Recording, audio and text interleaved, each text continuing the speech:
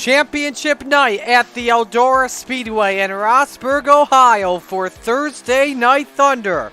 We've got the small blocks, the big blocks, the pro late models, all crowning champions tonight in addition to our Xfinity Series trail at Las Vegas Motor Speedway. We are getting right into the thick of things, ladies and gentlemen. We are so glad you could join us for Thursday Night Thunder. Marty Sakala alongside Zach Chapman. We're ready to go for our opening heat race as drivers are just about set to roll off. Here is how your starting lineup looks for our opening heat race. As it has Brian Dickens on pole position. Next to him is Randy Shreves. Row number 2, Dean Reynolds next to Isaac Salas. Row 3, Logan Wentz and Chris Alvey. And row 4 on the inside is Michael Vecchio. Opening heat race brought to you by our friends at Flatline Racing Bodies. Glad you could join us on the Coast to Coast Racing Network of the Slide Job Racing Network. Marty Sakala alongside Zach Chapman. Big championship implications up for grabs. We'll get to them in just a moment. But first, Heat 1 is green. Winners on pole tonight.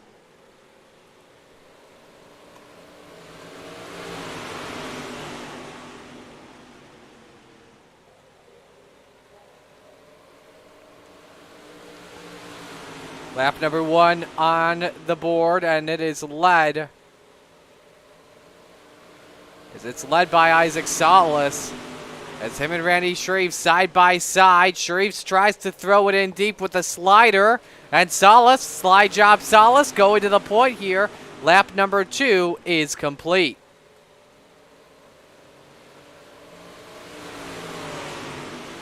Having some technical difficulties trying to get Zach here on the output. Don't worry, Zach, I can hear you, but we're just figuring everything out here right now. Been a while since we've done a Coast to Coast Racing League event. Here's the race for third here. Zach Newsom talking. Actually, a final race for the final transfer spot in this heat. Dean Reynolds to the outside takes it from Logan Wentz. Yeah, Dean struggled a little bit there with the crossovers in front of him. He had to get checked up a bunch, but I think he's firmly secured himself here in fourth if he can hold the racing line. It's going to be real tough to get by him here. All right, good news. We got 2 to go. Good news. We got you on the broadcast there, Zach. So final lap underway here for Isaac Salas, one of the many drivers in the chase for the championship tonight, as the number 5 makes his way through turns 1 and 2. Good race for third still between Brian Dickens and Dean Reynolds. Trying to do it the same way he passed Logan Wentz. Not going to work, though. Off of 4, Salas wins. Second, Shreves. Dickens third. Reynolds fourth.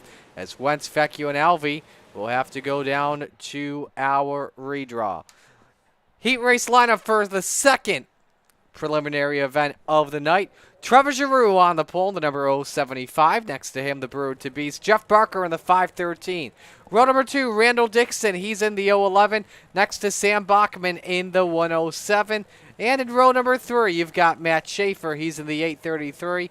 Next to Trent Verstraeten in the 088. Let's get to here, while we are at it, Zach, the title implications up for grab here.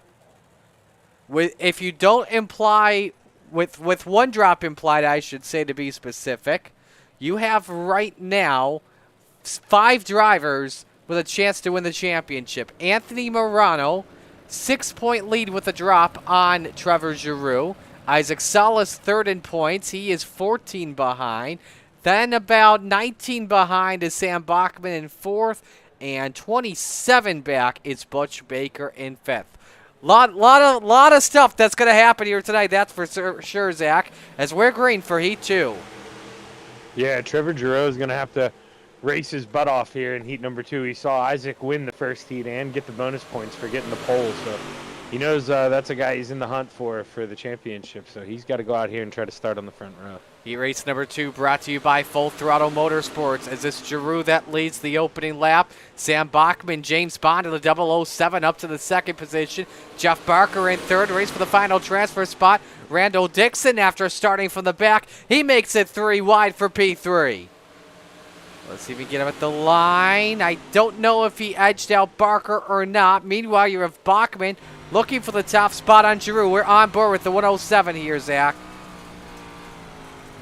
Yeah, battles all over the track. I mean, you know, they're checking up racing for 5th, and now all of a sudden you got Matt Schaefer looking on Randall Dixon for 5th place, trying to get in that battle for Barker, or with Barker. It's battling all over the track here. Bachman tries the slide job. The two nearly rubbed Nerf bars as the field makes their way off at 4. Trent Verstraeten now behind the 107 of Bachman, but the race for the final transfer spot. Here comes Dixon on Barker, and they barely touch.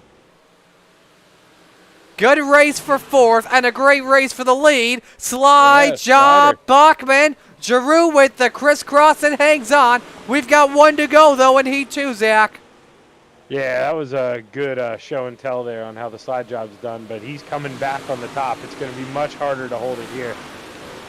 Giroux with a slider off at turn number 4. Bachman tries to counter it back, and then it checkers. Oh, baby, it was Giroux by 24 thousandths. That's a good start to this one so far, Zach. Yeah, what treated to a close battle for the finish. You know, without the technology of iRacing, I wouldn't have known who won that. I would not have known either. We now move on to Heat 3, brought to you by Glen Ridge Motorsports Park. They just released their schedule for 2024, so check that out on the Glen Ridge Facebook page. Butters, Jason Butterfield on pole position, next to Scott Rayome in the 444. Anthony Morano and Soupy Dan McLaren, they make up row number 2. And then in row number 3, Butchie Baker, that KISS 97 car in the hunt for the championship. Next to him, it's John Morano.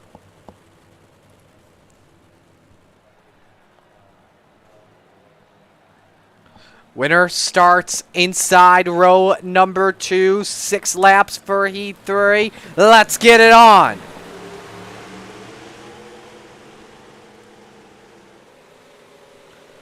Could be 3 wide, but McLaren hits the Jersey barrier, and a big stack up for the second spot. They were nearly 4 wide for the race lead. Off for 4, Rayome leads the opening circuit. But Morano with a big run underneath. Your points leader coming in with a 6-point advantage on the flyer in Giroux. Now Morano with a slider off for turn number 4. Final transfer spot, Zach, it's Dan McLaren. Yeah, Soupy's trying to work on 3rd. He definitely doesn't want to have anything bad happen to him there and get sucked into that B main. As you see, he's going for 3rd right now. We'll have to see if he can pull it off on the exit of 4. Morano, meanwhile, able to clear his Full Throttle Motorsports teammate. Butch Baker now looks to join this race. On the outside of Jason Butterfield for the final transfer spot. Trying to rock and roll all night. Baker to 4th.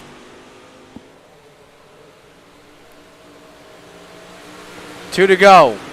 Quickest car on track is that number 32 of Morano.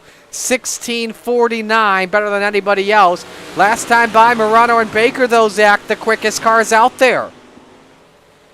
Yeah, I know. Two guys, Trevor and Isaac, they're rooting for Scott Rayome to somehow get by Anthony Morano here on this last lap. But actually, Soupy's got something to say about second here, it looks like. Couldn't get the bite off at turn number 2. Rayome close. Oh, man, that was tight between Baker and McLaren. They're racing for 3rd. You know who's going to win it. It's Morano, but McLaren edges out Baker for 3rd.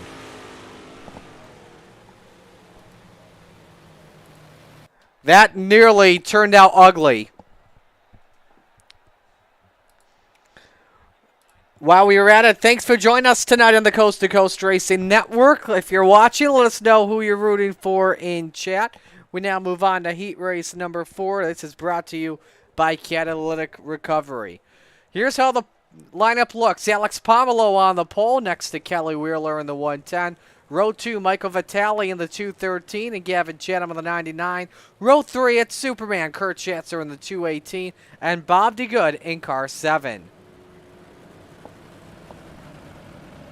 So now we look at the updated points. If you include the drops, it's a 3-point lead for Isaac Salas coming in. If you put the 2 drops in effect right now, I believe those would be the 2 that would be battling for the championship. But again, don't count out Baker, Giroux, or Bachman. Heat race number 4 underway in the RSN Trackside 358 mods. Pomelo and Wheeler touch off for turn number 2, but Wheeler with a better line in the corner is able to take the lead. Pomelo back down to second. Chatham and Vitale race for third with Kurt Schatzer on both of their tails here, Zach. Yeah, Kurt knows, not everybody's making the show tonight. We're going to have a consolation, so you do not want to finish fifth. You got to get the fourth. Big move by Gavin here. That was risky. Just heard clear at the last second on Vitale. That was a cut down from Howell, we'll say that.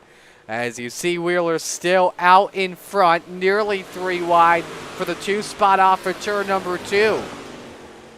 Yeah, Gavin knows too. I mean, not only was that an aggressive chop, but he's got to get aggressive now here on second, because if third and fourth get a chance to get their momentum going on that high side, he might get trained down there on the bottom. Doesn't look like the place to be right now. That could possibly be the case. For those wondering, you normally see on our Slide Job Racing Network broadcast our custom numbers. We're having some technical difficulties with them, so we won't really give you our custom numbers tonight, the extra numbers that the drivers have on the track. Pomelo quickest last time by 16:52, and a run on Wheeler for the lead. 1 to go in this heat. Yeah, right to the door, right when you want to here on the last lap, but it looks like did not get a good run into 1, and that's really going to hurt his chances here for a slider as we go into 3. Yeah, Pomelo slid up the hill, and that helps out Wheeler off for turn number 4. The 110 starts outside of row 2. Pomelo, Chatham, Vitale, your transfer spots as Schatzer and DeGood drop down to the B main. Last Chance Showdown time brought to you by our friends at Gambler Motorsports. Logan Wentz starts on pole position. Next to him, it's Randall Dixon in the 011. Row number 2, Jason Butterfield. Butters is in the 93. Next to Superman, Kurt Schatzer, who is in the 218. Row 3, it's James Bond himself, Michael Vecchio in the 007. Next to John Morano in the 33. And then you've got Matt Schaefer, Bob DeGood, Chris Alvey, rounding out the field tonight.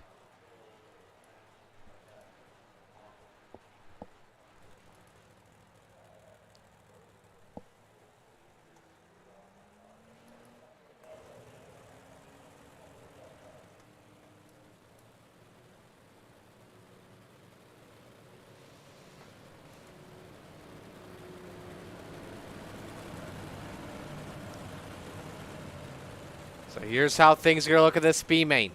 We're taking the top 8. If you finish in last, you're done early, and we'll have to get the big block ready. Wentz and Dixon bring us to green for the Last Chance Showdown. Here we go.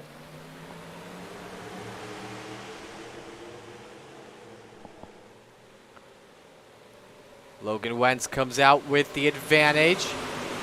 Near contact between Jason Butterfield and Randall Dixon. Oh, Butterfield now touches hard in the wall when Dixon. And he has got a damaged race car that will likely take him out of things, Zach. Unless, yeah, look up front. They are wrecking up front. Schaefer, as well as, I believe, Vecchio that was. Same with Alvey and somebody else. Dixon trying to hang on for dear life. Everybody's still beating and banging. Bob D. Goodwood's also in it, and Dixon has to pull it off. Michael Vecchio now trying to limp that car home. He's got the final transfer spot, so Randall Dixon unfortunately will not be racing with us tonight in the 30-lap feature. Yeah, tough break for Randall. None of his own doing. Just kind of got elbowed into the outside wall, and looks like the right front broke. Nothing he could do. So it's Wentz all by himself out in front of the 118. 16:75, the quickest lap of this race. Best race on track is for 5th with Bob DeGood and Matt Schaefer. And DeGood has the 5th spot. John Morano, though, your quickest car. A 16:61. Not a good heat race for him, Zach. Now just looking to learn the car, get a feel of how things are going to be on the slick track of Eldora when we get set for feature time tonight. Yeah, I mean, I've talked to John plenty of times, and you know, that's Anthony's dad, and it's safe to say the apple doesn't fall far from the tree. John's very smart, knowledgeable. He knows, he was newer to the league. He didn't want to get in over his head, and he races real smart, and the guy has learned a lot fast, and he's really been picking it up. Coming to 1 lap to go. here at Eldora. Logan Wentz with a 1 second lead on Kurt Schatzer. Everyone far apart from each other. So that looks like nobody is going to change positions. Here comes Logan Wentz off of turn 4 to the checkers as he wins the B main. Now will look to make a charge towards the title here this evening. Schatzer second, Butterfield third, Morano fourth, DeGood in fifth, Schaefer sixth, Alvey seventh, Vecchio in eighth, Randall Dixon finishing in ninth.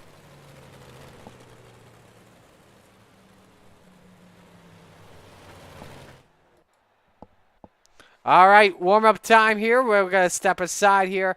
Feature time coming up next to the Coast to Coast Racing Network.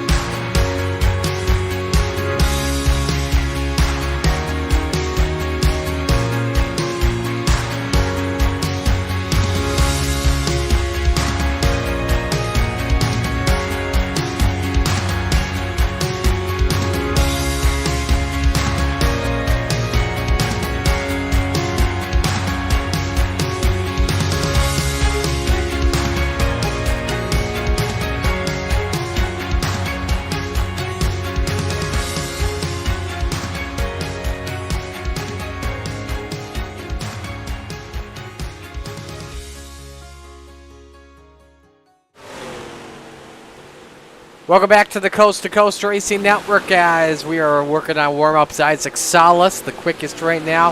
Who's excited for next week? With week 13 coming up, Zach, with this new update. I'm excited for it. We've got, for us, we're excited for micro sprints, Millbridge, SRX, and I think my favorite part that I'm looking forward to, we've got iRain coming to iRacing.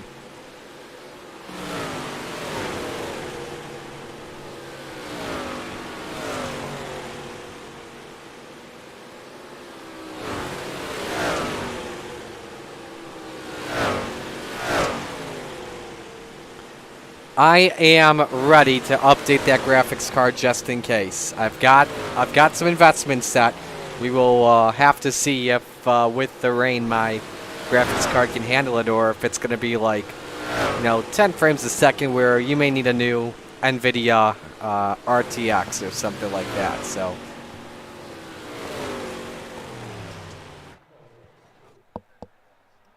Yeah.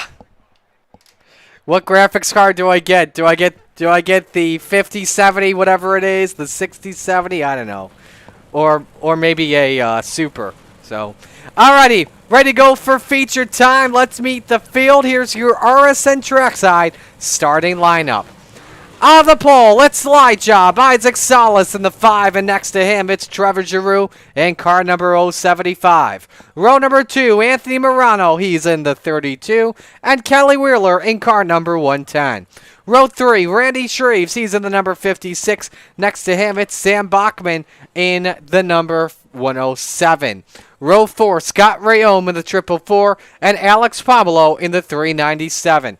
Rounding out the top 10, Brian Dickens, he's in the 122. Next to Trent Verstraeten in the 88. Row 6, Dan McLaren in the 88 as well. Gavin Chatham's next to him in the 99. Row 7, Dean Reynolds in the 79. Next to the Brewer Beast, Jeff Barker in the 513. Row 8, Butch Baker in the 97. And Michael Vitale in the 213. Final third of cars, Logan Wentz, Kurt Schatzer, Jason Butterfield, John Morano, Bob DeGood, Matt Schaefer, Chris Alvey, and Michael Vecchio.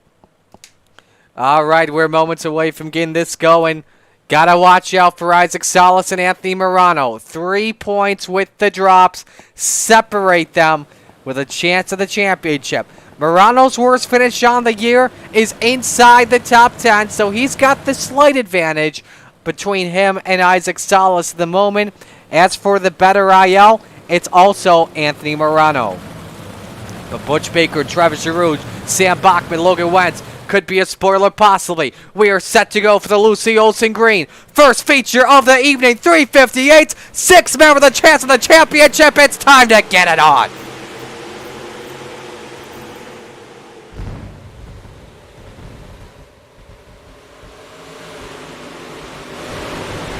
Run for the lead by Anthony Morano, and we got the big pile up in turns 3 and 4, half a dozen at least.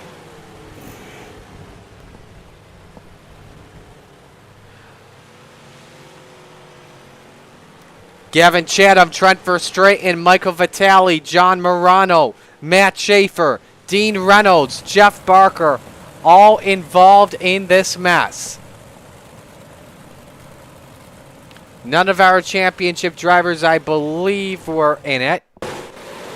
So let's take a look at what happened. We're going to show you Chatham in the number 99. Yeah, Verstraeten just got squeezed up into Chatham. Reynolds goes around. That looks like a typical Super Dirt Week big one, with one driver losing a wheel. Take you for a ride on board with Verstraeten. Trying to thread the needle between Dickens. They were 4 wide off for 2 and nearly 5 wide at one point.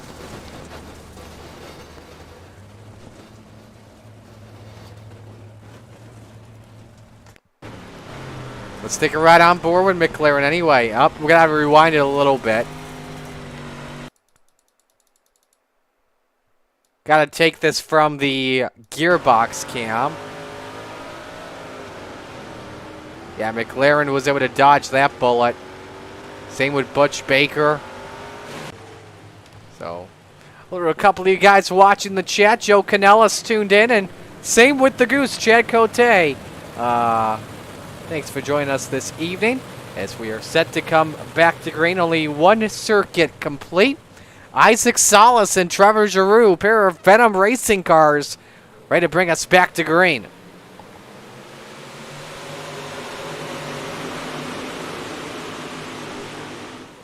See if Salas is able to hold serve off at turn number 2, and he does. And Anthony Morano moves up to the second position.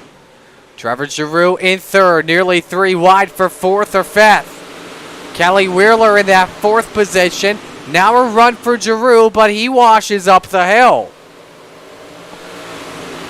3 wide once again. Here's Zach Randy Shreves. This time's in the middle. Pablo up top and Rayom down on the bottom. But it's the cushion paying off for now. Sam Bachman's up to 4th.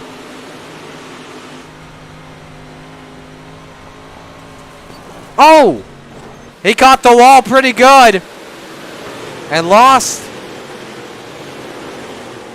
He lost about 3 spots. Now trying to look downstairs on Pablo, and they nearly touch. The 007 had to back off of it, but we've got a challenge for the lead, and we could be for the championship. Anthony Morano underneath on Isaac Salas. He set the quickest lap of the race last time by. Yellow is out. Chris Alvey has crashed.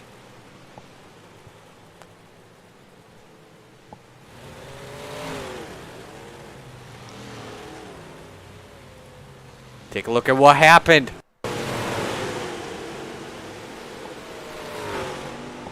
Right in the back of the pack. Not sure if he was involved in our first yell. He just caught the wall all by himself, then catches Verstraeten and head on into the outside wall. A great camera shot. I will give you an onboard with him.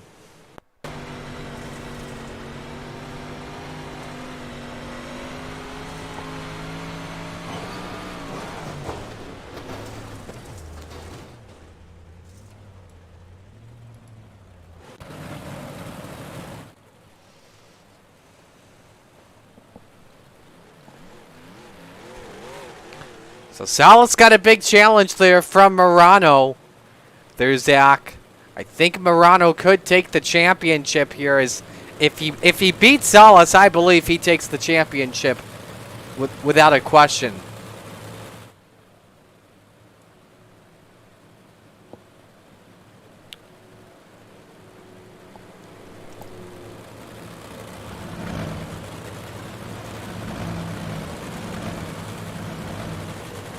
I think you're correct. I'm going to double check here. Nope, that's standings while we are approaching one lap to the green. If Roger Craig is watching, I think he can confirm it for us.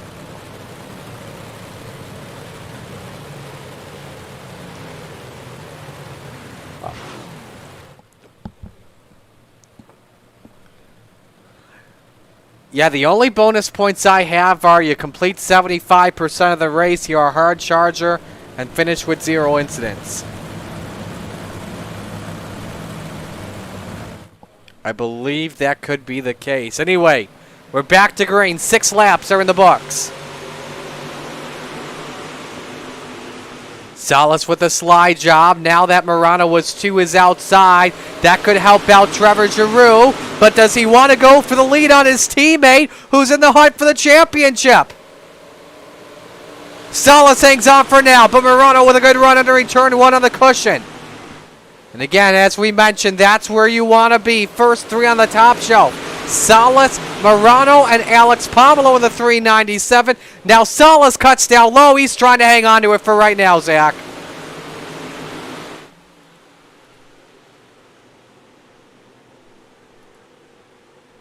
Oh, Pomelo caught the wall pretty good. Some contact further back between Shreves and Wheeler, and that helps out Sam Bachman move his way back up into the 4th spot. Giroux by himself on the bottom. Is he maybe trying to save tires here?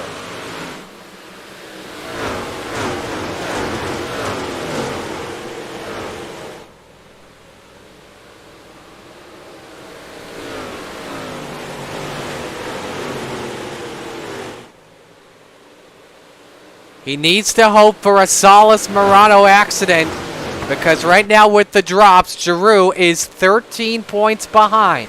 We've completed 11 laps here so far. But I want to take a look and see if we have it. Our lap time average. Who's the better car? Is it Salas or Morano? It's just about dead even with Salas with the sleight of hand. But Sam Bachman appears to be the better driver right now. And both of them, everybody faster than last time by. There's that. Oh, we got contact for 3rd. And the wall is Giroux.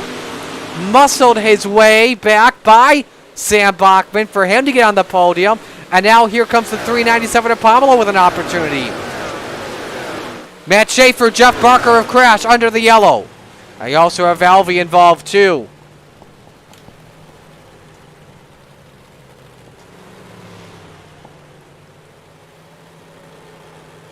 Take a look at what brought the caution. Watch Schaefer and Barker racing for a position.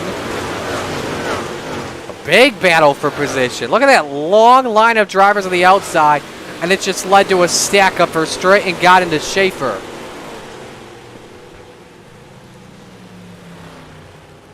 Right on board with Jeff Barker, who was behind all of this as an innocent bystander.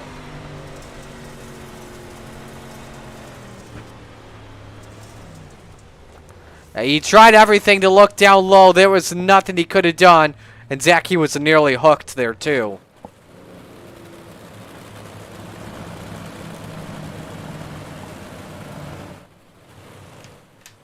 Now, you also have access to the adminning, too, correct? So you can see who's got what for accident points?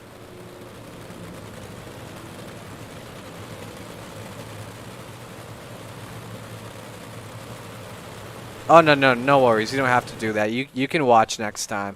I didn't know if you had race control admin abilities, so you could check the incident points, because that is a key. Keep in mind, each incident point is a loss of a point.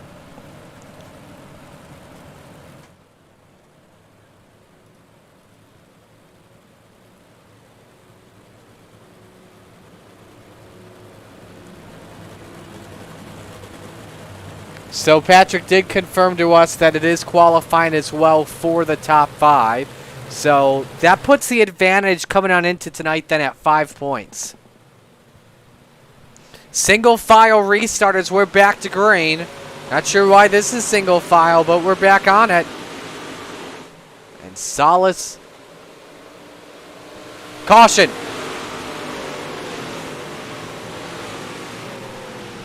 I'm not sure what this yellow is for, but Schaefer was extremely sideways. Don't know if there was a mess up in the lanes or what was going on. Oh, yep, you see it there on board. I think, is that Logan Wentz? I think that was. Let's try and pull up Wentz here and show you what may have happened. That's Dino behind him and Butterfield in front.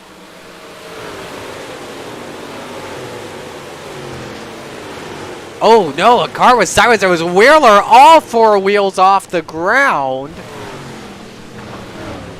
And was able to keep it straight, but that left front wheel is gone. So then we got to watch Kelly again and how he went around.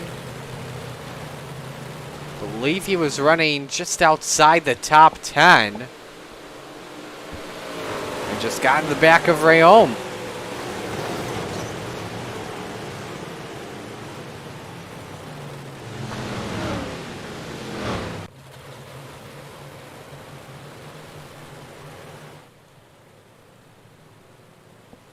Alright, so it is a single file restart.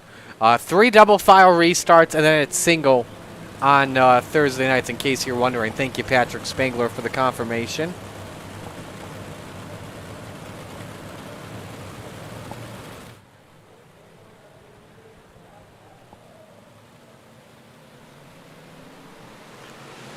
Back to green, and Bachman with a horrible restart. Giroux underneath for third. That's a big teammate advantage there if you're out of the Venom Racing camp.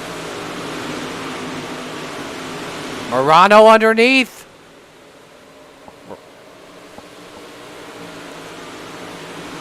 Can't get it working just yet. Biggest move of the race so far as we are past the halfway point. Butch Baker up 7 spots. Same with Bob DeGood, and DeGood nearly went up 8. Nice run for Butchie as he is started 15th and now an 8th underneath on McLaren. Cautions on the track. Jason Butterfield in the 93, and that car may be done for the day, and it is. Gonna get ready for the big block portion of the event. Alvey caught the wall. Then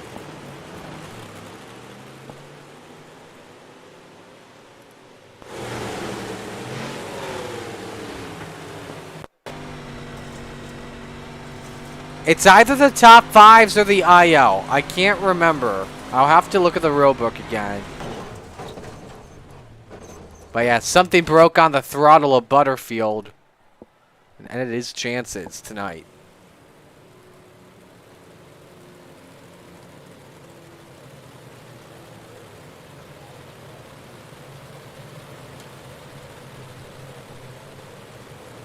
All point ties in the top 5 will be decided by lowest IL first.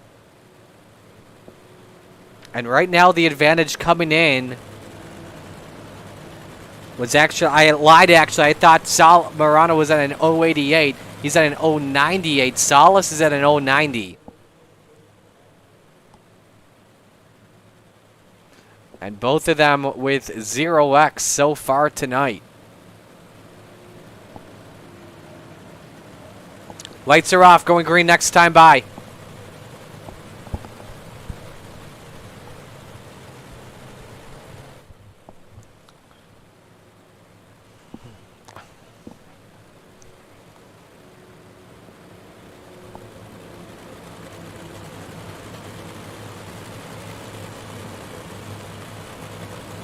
Now watch Bachman closely. Going to try and follow Morano as much as he can. If Morano takes the lead, expect Bachman to race Salas as hard as possible. Here we go.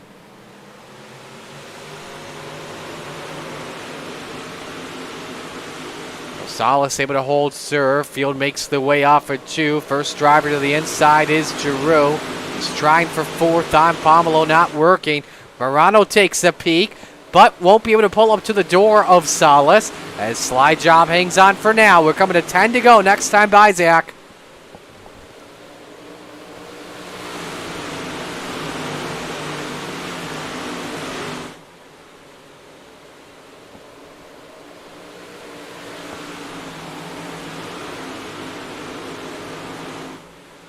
Ten laps to go. Gonna pull up once again to lap time. Your top 3 drivers virtually identical per the 5-lap average. 9 to go. Who is this going to be for the championship? Salas or Morano? Or if they both have issues, could it be Baker or Giroux? They are racing for 7th. Keep that in mind. Just points apart from each other coming on into tonight. Caution is out again.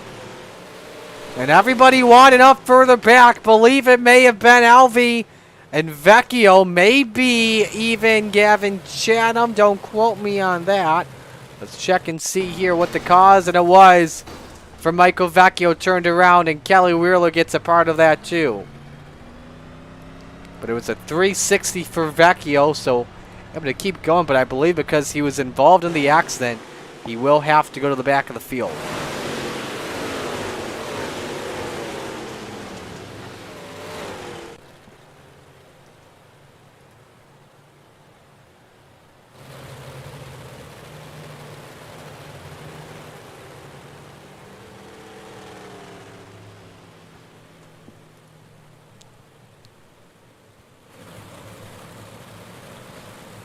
Anthony Morano running out of time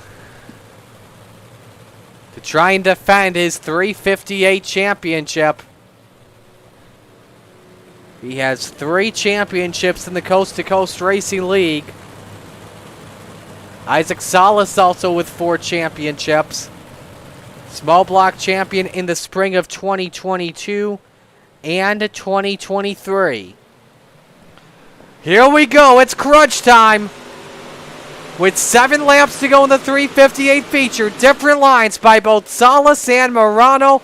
Low line not working out just yet. Morano had to have cleared Salas if he wanted any sort of chance at it. But Salas nearly clips the wall, Zach. Your top 2 in the championship. Battling for the win with 6 laps remaining.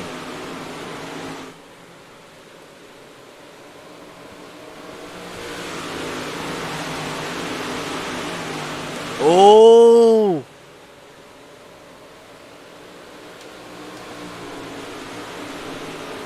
Salas just about kissed the wall with a quarter panel. Morano trying everything. He may have to throw the kitchen sink if he stays on the rear end of the 5. They both run the same lines. Morano looking for that higher exit. Can he close it? He can. 4 laps to go. Morano looks for the run underneath. And Salas is in the wall. Anthony Morano takes the lead. Salas with a crisscross.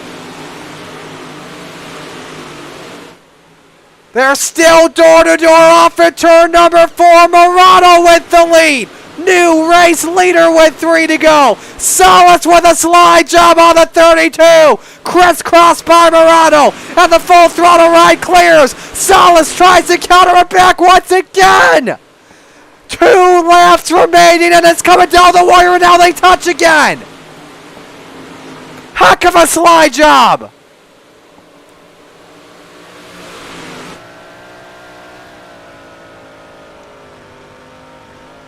Coming off at turn number 4. One lap to decide the champion. Anthony Morano or Isaac Salas, who looks underneath for the slide jump and takes the lead off at 2. Morano counters it back. He's got the advantage. He shuts the door. Salas, one final run. Who's the champion? I don't know, but Morano has the win.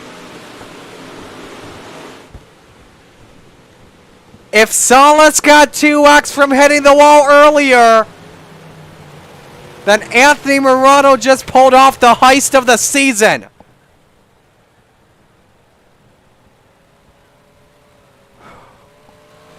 Unbelievable.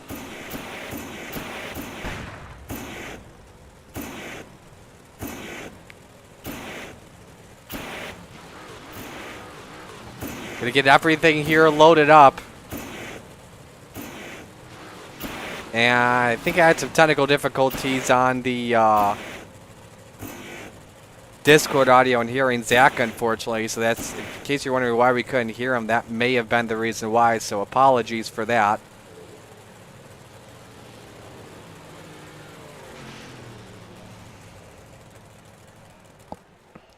All right. Say something real quick, Zach. Say something real quick, Zach. Gotcha. What'd you think? Say what you were saying once again. I mean, that was an amazing race. What more can we ask for to open up Thursday Night Thunder? I mean, we literally, it's so close that it might come down to incident points, and we don't know who won the championship. Believe it is official. Nope, not yet. I don't believe we have a title yet. Patrick's still updating it. As our top 3 load in, here are your results. Morano taking the win with that lead change over Salas in the final laps. Bachman 3rd. Sharif's, 4th. Pomelo 5th. McLaren 6th. Giroux 7th. Brian Dickens 8th. Kurt Schatzer 9th. Butch Baker rounds out the top 10. Still waiting for final word. Nothing official yet. We know Morano's the winner. We know Salas is second. Did the pole position, did the quick time from Salas in time trials help him win the title? Or did a possible 2x cost him from a chance? Our top 3 are loaded up. I believe Patrick is talking to the top 3 right now. Coming on in, if you did include the drop, Morano with a 6-point lead. But if you did include both drops coming on in, it was Salas by 3 points. I think, Zach, I think it is Salas, but don't quote me on it. It's updated on the website, and it looks tied, 547, and Isaac has the least amount of incident. I have 552 to 547. Isaac Salas is your champion. It came down to the thinnest of all margins at the end. Congratulations to the driver of the Venom Racing number 5. That is his 4th championship overall in coast-to-coast competition. And I believe his 3rd 358 championship. You said he won by 2 points, Marty? By 5. Oh, okay, by 5. All right. By 5 if you include the drop. So they had to drop the second race. And so Isaac Salas gets it done. We're going to begin and talk with our 3rd place finisher, if we can get the mouse to work here, in Sam Bachman. Zach, I'll let you begin here. You can talk with Sam. Hey, Sam, Zach in the booth, man. You got a copy? I gotcha. Well, heck of a race, man. You seem to navigate your way up there pretty well, but all the cautions had to be a little frustrating. It seemed like they would always break your runs there. Yeah, I just wanted to kind of get racing and watch Anthony and Isaac kind of settle who was going to be championship. But obviously those cautions were kind of killer. but ended up being a really good race. Those last few laps, watching those guys battle for it, and that was pretty exciting, to be honest. Yeah, that was a good drive for you in third there, and I've honestly got to applaud you because I'm not sure if you know or not, but Anthony ended up losing by 5 points, so that's a classy drive by you. You could have went in there and thrown an elbow to Isaac and took second away and cost him a championship. So it says a lot about you and your class out there. But congratulations on your third place, and you got anybody you want to thank? Yeah, all the boys over at FTM, Gunner at Swan Speed Shop, Dino at Super Dirt Car Series, X for Installation, you guys for doing the broadcasting, and Coast to Coast for throwing on the league. Well, once again, Sam, congrats on your third place finish, and hopefully we have you back next season, my man. Yes, sir. Thank you. That's Sam Bachman, our third place finisher. We're going to go right to our winner in Anthony Morano. Anthony, first off, congratulations on the win. I do need to begin with the championship chase. Did you feel like you had done enough? I mean, obviously you won this race. Did you feel like you were the champion when you came across the line? I knew when we were done qualifying now, Isaac got those 2 points more than I did there, and I was like, that's pretty much going to make it extremely difficult, especially if he gets through his heat race good, and then we both started up there in the top three. I was like, ugh, man, that's going to make it even tougher, and then I had to do what I had to do and try at least beat him on the track and let bonus points and anything else fall where it may. Then on the last lap there, I saw Isaac clip the outside wall. I was like, man, as much as I'd want the championship, I'd hate it to be over him tagging the wall and getting a 2x for it. But hats off to him, man. He ran a great season. That was one of the most fun races I've been in a long time. That absolutely was. When you can throw sliders at someone, you can trust them enough not to get into you, and they trust you not to get into them. I mean, that's what makes it the most fun, something like that. Absolutely. Walk me through that race in the final few laps. Was it just, were you just being patient on him, or was he going a little bit too high, or what was it from your perspective? I think he changed his entry into 3 at one point, and I got a really good run. I stayed up on the cushion instead of running the slider, and I just nailed the cushion coming around. Got a real good run coming out on him. I was like, well, it's now or never. So I went into 1 through a slider, and was looking up in my mirror as I was coming across, make sure I had him clear, and saw him coming back underneath me, and it was just every corner slide job back and forth, and seeing what would happen at the end, just a chess match. Absolutely, for sure. Who do you want to give shout-outs to on this run? I thank my wife, Sherry, all my teammates at FTM. Sam was letting me know when Isaac was coming on the sliders there. He finished third, had a good run. Everyone at FTM. Dean over at, Dean at Super Dirt Car, Logan at High Mom Lens, Swan Speed Shop, DJ Sim, MDI TV. You guys for doing the broadcast, and everyone at Coast to Coast. Alrighty, well, we'll let you go. Congratulations on the win, and best of luck in the big block race coming up. Thanks a lot, Marty.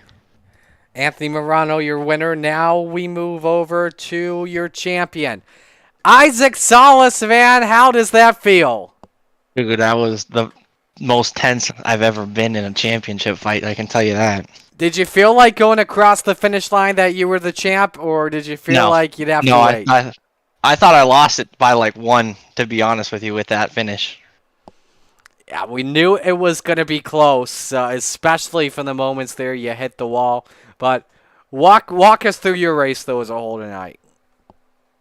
Yeah, I mean, the top was crazy fast for a good majority of that feature. There's, I could hear him, get up to my my left rear quite a few times going through 3 and 4, so it kind of sketched me out, and it kind of almost put me in a way of wanting to go down to that line, but I knew that if I went down, he was going to swap, and when I finally hit this, I hit like a bump or something going into 3, right along the wall, and it scared the crap out of me because I didn't want to wreck off me climbing the fence.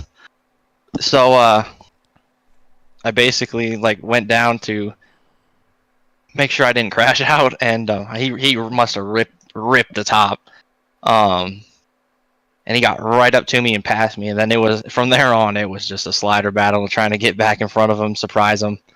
But I bet you Sam and all them were probably helping him out, being how good they are too. So it was a lot of fun, man. It was tense, to say the least. How are you gonna enjoy this one tonight? Oh, dude, I'm already enjoying it, man. I'm on my second beer. I'm so freaking stressed out. It'll be your third coming up next, right? Yeah, I mean, I think big blocks I got wrapped up, late models I got wrapped up. So Who do you want to give it's just- shout-outs to? Sorry, man. yeah, no, you're good, man. Just big shout out to those guys over at Venom Racing. It's been a fun season, man. I know that Trevor finished like 4th in the points and Butchie finished 5th, so it's good to see those guys have a good season as well. Dean of Super Dirt Car Series, Magnum Race Designs, Got Your 6 Racing Network, RSN Trackside with you, sir. I think it's the koozie, honestly. Ever since I got this RSN Trackside koozie, I've started winning a lot. So thank you for that. Mission 22, my Gramps with Top Notch Trucking. Thanks for sponsoring the division too, Gramps. So that's pretty sweet. Thank you guys for the awesome broadcast. I know it's always fun, and I'm excited that it was you and Zach tonight. And then yeah, thanks to my friends. I know Cody's watching. I know my girlfriend Kelsey's watching. Yeah, so friends, family. Alrighty, congratulations and best luck at the big block race. You're our champion once again, the 358s. So Isaac Salas getting it done, and we are going to step aside and go to break. When we come back, it's big block time. Stay with us, the Coast to Coast Racing Network.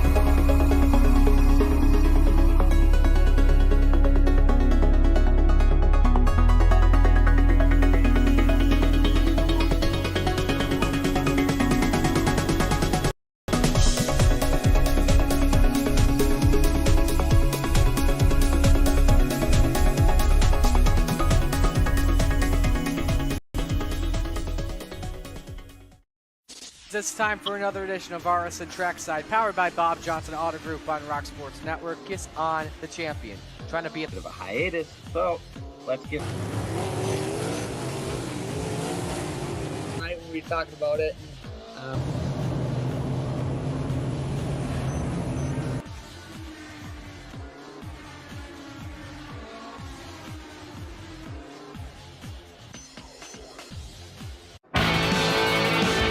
Well, good evening, everybody. Welcome to our weekly race chat.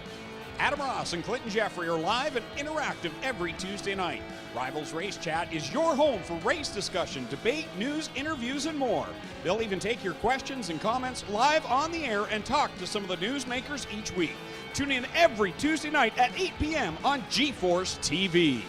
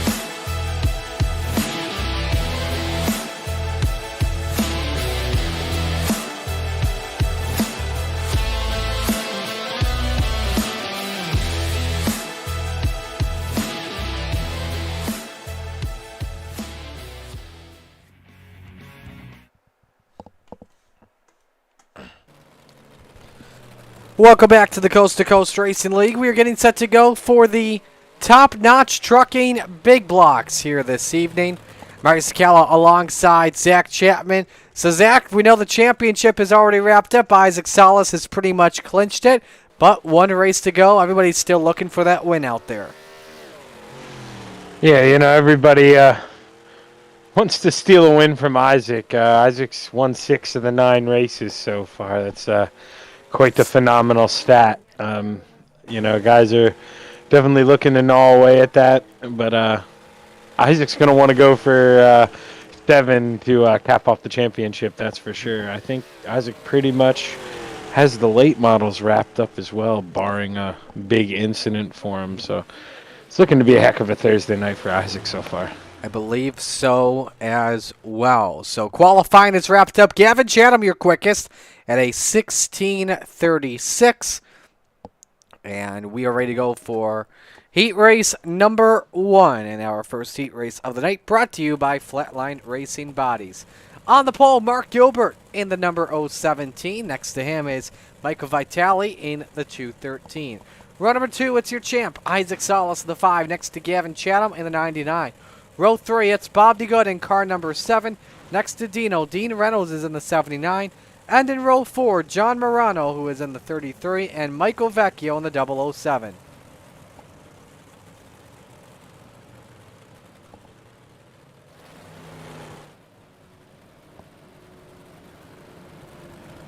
Who are you watching out for closely here? I mean, this is a stacked heat. You got Gilbert, Vitale, Salas, Reynolds, Chatham. Who are you watching out for? I mean, you always got to watch out for the 5, but I think Vitale could surprise some people here with that outside spot. These big blocks like to get wound up, but not the best start for him. I may have jinxed him, Marty. Green flag is out for Heat 1. Winner starts on pole this evening as Gilbert comes out swinging with the early lead. Gavin Chatham around the outside. He's 3 wide for the 3rd position. Can he take it off for 4? Yes, he can, as Dino got loose off the corner. I believe everybody makes the show, correct, Zach? Yeah, I believe so, looking at the grid here, but I'll double check. Those guys up front, though, they better... Isaac got the memo. He took the top away from Gavin because, boy, he was making it work. On board with the number 5 as he closes in on Gilbert. That 017 was the quickest driver at a 16:76 last time by. The Venom guys have found something on the bottom, but when we get to the feature, they're going to have to switch up to the top shelf. And yeah, we're doing 3 heats, 8 apiece, so we've got the right amount. No consi in this race tonight. Nice race for third, 2 between Chatham and Vitale, the 99, all over the doorstep of Isaac Salas as we've completed 4 laps, 2 to go in our first heat. Winner on pole tonight. Quickest driver is Chatham at a 16:55, Zach. Yeah, I see Isaac turned it on now. I almost wondered if he was protecting for his teammate. Maybe just okay with riding with the way he has the championship locked up. But now Gavin is all over that rear end of the 5 car. He had to step on it and go by. Well, Chatham just took the 2nd spot. Can he get back on the gas first, or does Salas take it? The latter happens. Salas is on pole tonight with the quickest lap at a 16:4. Chatham, Gilbert, Vitale, your top 4. Then it's Reynolds, Vecchio, Morano, and DeGood. Now moving on to heat race number 2, which is brought to you by Full Throttle Motorsports. Here's your starting lineup as it's Logan Wentz on pole position in the 118, next to Randy Shreves, who's in car 56. Row number 2, Anthony Morano in the 32, next to Trevor Giroux in the 075. Dan McLaren inside of row number 3, next to Kelly Wheeler in the 110. Final row has, Harold Klump, who is in the 76. And Tim, correct me if I'm pronouncing this incorrectly, but I believe it's Gerdeman, if not Gerdeman. I'd go with the first one. I would say the first one, too. So, again, let us know who you're rooting for. A lot of Salas fans celebrating the championship. Showtime's excited. Same with Mark and Kelsey. We're just going to have to call him the G-Man, Marty. The G-Man? Yeah. I like it. As Heat 2 is underway. Good jump by Wentz. They were nearly 4 wide for the top spot. 3 wide, though, for the lead. Shreve's trying to find a way to thread the needle. And now it's 3 wide for second. Morano's got the edge, followed by Shreves and Giroux. Everyone nearly got together there. Yeah, Trevor tapped the wall a little bit, but did a great job of lifting out. Look, he only lost 1 position, and he's coming back for second right now. So smart move by Trevor. Live to fight another day. That's Wentz currently with that top spot. Runner and Giroux side by side for second, on board with Randy Shreves as he follows the FTM ride. Giroux catches the safer barrier, may lose some time. Logan Wentz, quickest car out there. Actually, as I say that, Morano checked off a best lap of 16.7 even.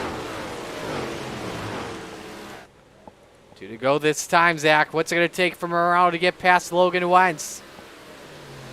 Going to have to throw a big slider, and he had some practice here with Isaac, but he's got to do what he did to Isaac. He's got to run up against the wall here in 3 and 4 and really get momentum and throw that slider in turn 1. Remember, the I don't know if he's going to be close enough. Remember, the lot more power with the big block. You got to be careful with the gas. Morano sends it in for the race lead. Who's going to start on the front row next to Salas this evening?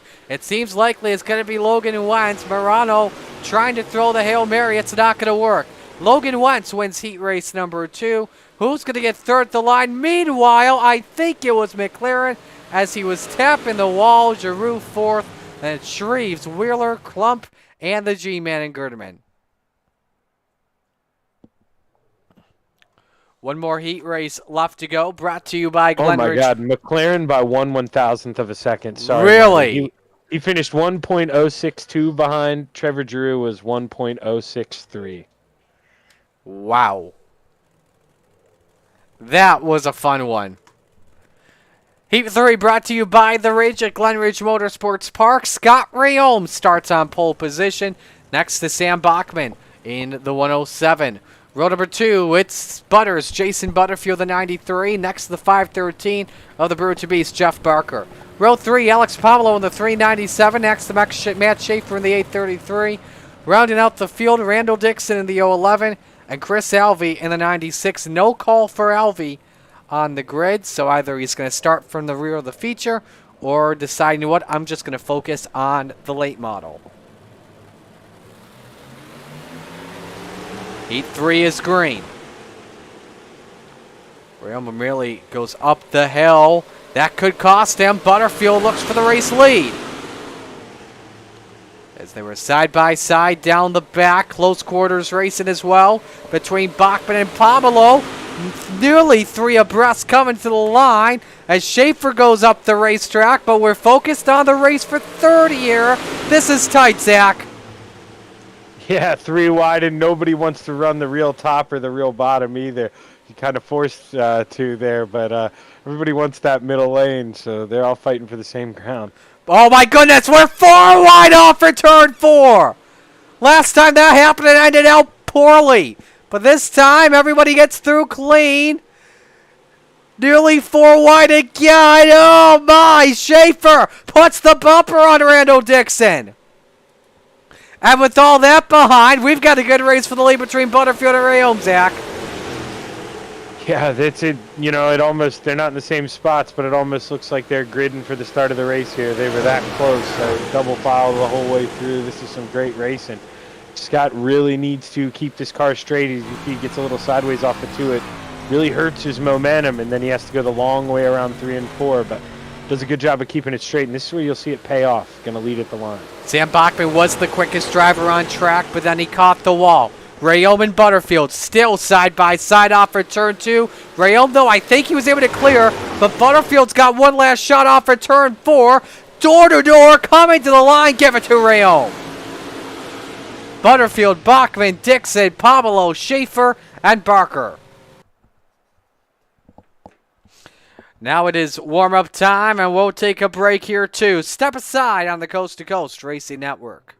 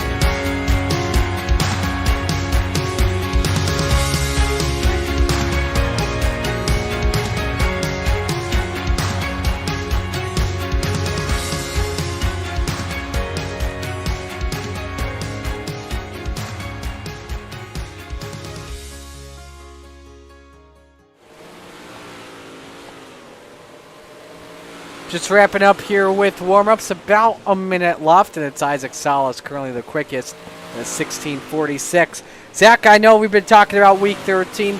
You talked about the rain, how excited you are, and for those that didn't hear, that's the one he's excited for the most and is hoping that his graphics card is good enough to run.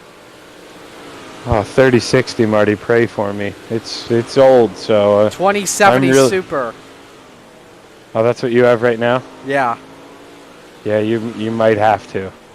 I might have to, yeah, that's for sure. So, we'll see. But how about as well the micro sprint coming to iRacing? That is going to be fun to race. I'm looking forward to that a lot. You know, I hope it is fun to race because growing up as a kid, I raced 4-cylinder and 6-cylinder ovals for a couple years, starting at 12, and it was always frustrating to drive after a micro race. You know, you could sit on the grid sometimes for 45 minutes with the way those things would wreck when you had like 20 to 30 kids out there at once. So they were always frustrating to watch in real life at my local track, but I hope it's a different experience on this game. Absolutely. Well, we're ready to meet the field for our 30-lap feature. Here's your RSN trackside starting lineup. On the pole, Isaac Salas of the 5 next to Logan Wentz of the 118. Row number 2, Scott Rayome in the 444 and Gavin Chatham in the 99. Row 3, Anthony Morano in the 32 and Butters Jason Butterfield in the 93. Row 4, Mark Gilbert in the 017 and Dan McLaren in the 88.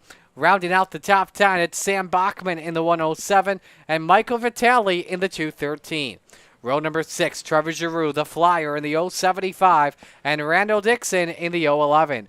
Row 7, it's Dean Reynolds in the 79 next to Randy Shreves in the 56. Row 8, Alex Pomelo in the 397 and Michael Vecchio, James Bond in the 007. Your final third of the field looks like this. Kelly Wheeler inside of row 9 next to Matt Schaefer in the 833. Rounding out the top 20, John Morano in the 33 next to Harold Klump in the 73. Row 11, the Brew to Beast, Jeff Barker in the 513 and Bob DeGood in the 7. Rounding out the field, Tim Gerdeman in the 63 and Chris Alvey in the 96. No calls from either DeGood nor Alvey DeGrid. We got no championship on the line here, Zach, so who's your pick to win? Well, I was trying to think of next season. They're going to have to rename Thursday night after Isaac somehow since he won all these championships. But he's got to be the guy to win. But you know, I'm going to go for an underdog here. Not that I'm rooting against you, Isaac, but you know, to win maybe I am a little bit, so you don't steal the whole show tonight. I'm going to root for Gavin in this one. He was really quick there in the heat race, and he's really good at running up against that wall. I think Gavin Chatham's going to win tonight. I think Logan Wentz could pull something off. He had a rough 358 feature. I think he's going to rebound with a good big block feature. But we're ready to go for the Lucy Olson start.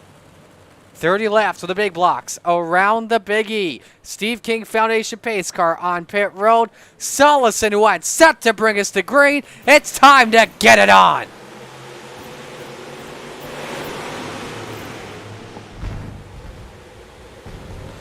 Four wide off for turn 2 for a moment. Logan Wentz, though, with the advantage, or does he? Gavin Chatham off of turn number 4 may lead the opening circuit, which he does, but it's a smorgasbord mid-pack. This is tight racing here, Zach. Yeah, 3 and 4 wide all over. They half-wrecked in turn 1 on the first lap, but the drivers were able to get it together, so they're a little spaced out from the middle on back. But I imagine we'll have a caution or two tonight here, Marty. John Morano who crashed everybody's all good though. Logan Wentz, quickest driver on track at a 1685. Railno up in the wall and he hooks Jason Butterfield who goes around, and you called it there. Our first caution is out and we're wadding them up in turn 3.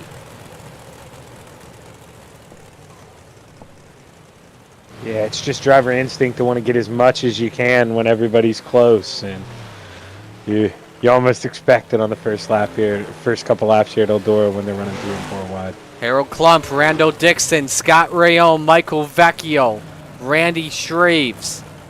I believe that's all the drivers that were involved. So we'll take a look here from another angle and show you what happened. You see right here Rayome Rides the wall in 2 and nowhere to go was Butterfield and sends him around. And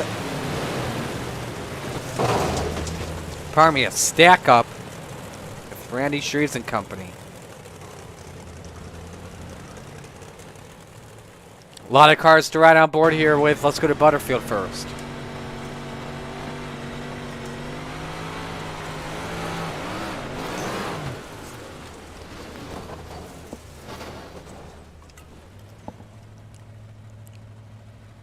Harold Klump.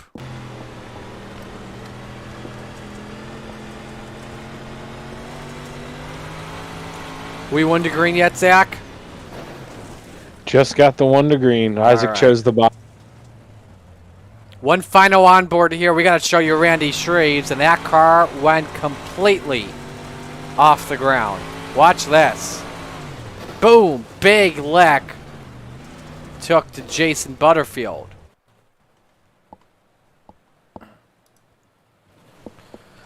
So as we said, we're coming back to green. 3 laps complete. Salas selects the inside. Here we go. Good jump for Isaac. Timed that right when the pace car went on pit road. Logan Wentz caught sleeping. This allows Gavin Chapman to move to second, or does it? Because here comes Anthony Morano on the top shelf. I got the door slammed on it by Gavin Chatham. And one up in the wall, that was Bachman in the 107 who's hanging on for right now. Chatham around the outside, looks for second. Wentz caught the inside wall, though. Nearly lost the left front completely. That could have been disastrous.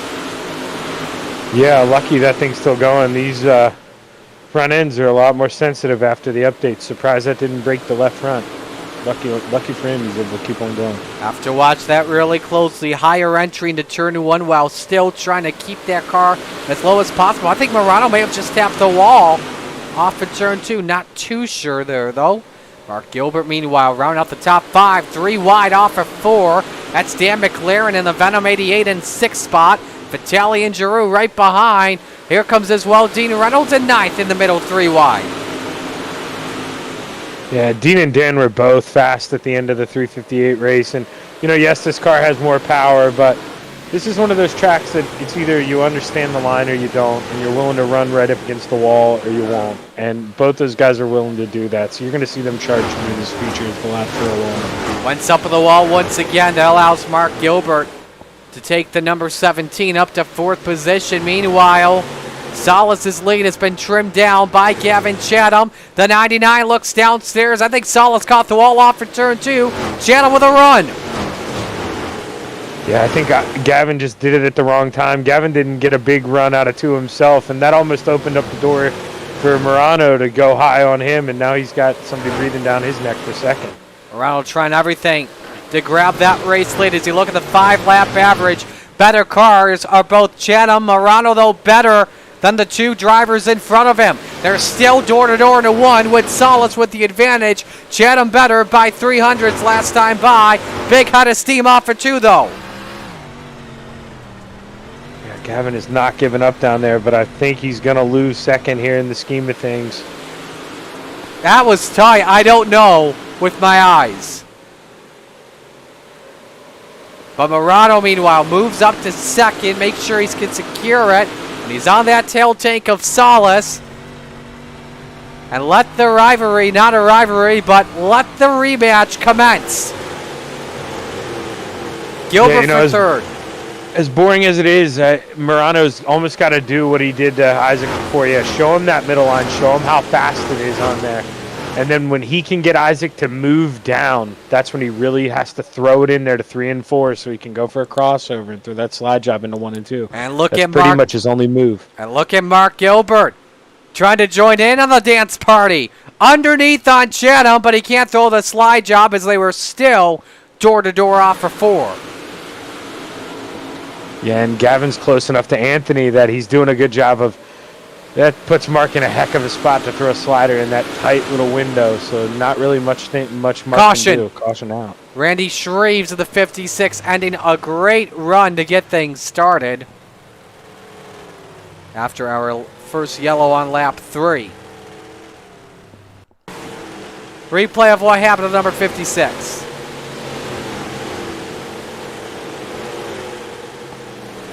And just got sent in there by Schaefer. That was the race for, I believe, the 12th position.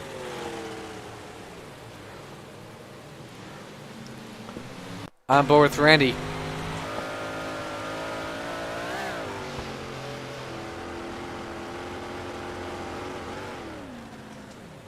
Yeah, looking at that replay, I think Shreves may have come down and Schaefer may have come up. I don't know, though. They may have both agreed they wanted to break it halfway.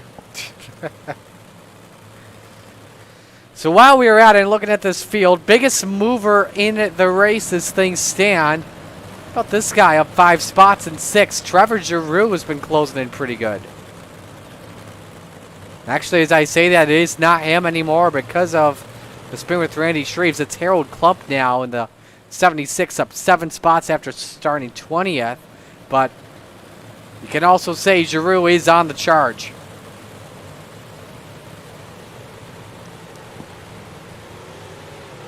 I'm rooting for the G-Man to keep on going up. He's up 6 spots as well, so hopefully he can keep plugging his way through the field. He's my new personal root for guy. I like his last name. Isaac Salas this time selects the top. Him and Anthony Morano share row 1. Mark Gilbert, Gavin Chatham, row 2. Dan McLaren, Logan Wentz, row 3. Sam Bachman, Trevor Giroux, row 4. Dean Reynolds and Mike Vitale round out the top 10. Here we go back to green halfway home.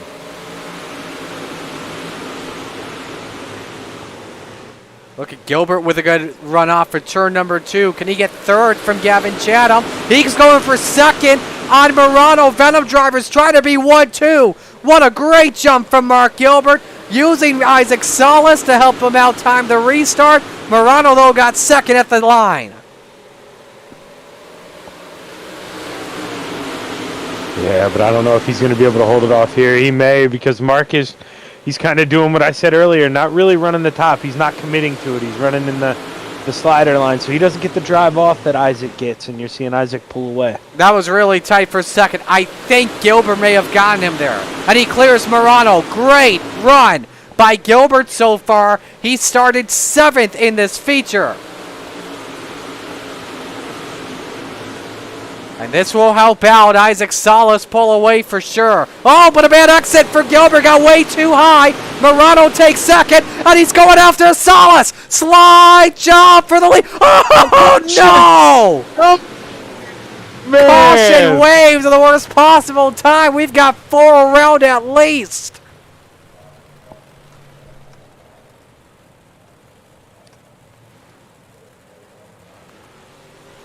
You got Schaefer, Vecchio, Barker, Shreves, and Gerdeman all involved, but not a good time for sure if you're Anthony Morano. Here's a look at what happened. Ooh. Came up on Dean Reynolds, and Schaefer was sideways and had stacked the field up. 2 cars in the air. Shreves nearly goes over. Go on board Vecchio.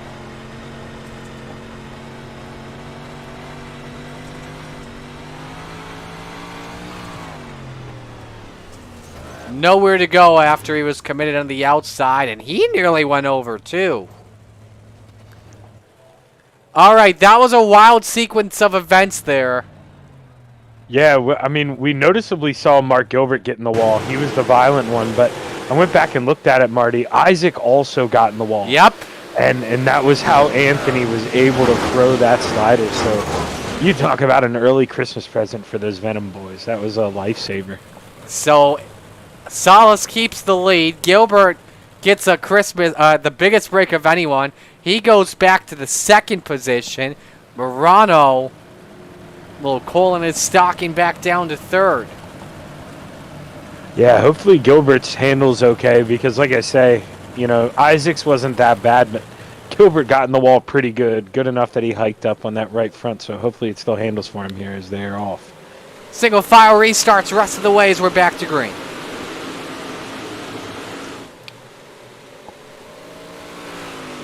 Morano, big run off for 2. Oh, that is tight. Morano all over that Nerf bar of the 17. And Gilbert hangs on to 2nd for now, but watch out, 10 laps to go. We haven't even been like 3 laps into this run. There's lap traffic. Salas is approaching, Zach. Yeah, I think that's somebody that had to tow and was able to get out of the pits just in time to not go a lap down. They're hoping for another caution quick. Oh, look at this. Dan McLaren, where did he come from? Looking to put Venom on the podium in 3rd and sweep it, but Morano and McLaren touch big time.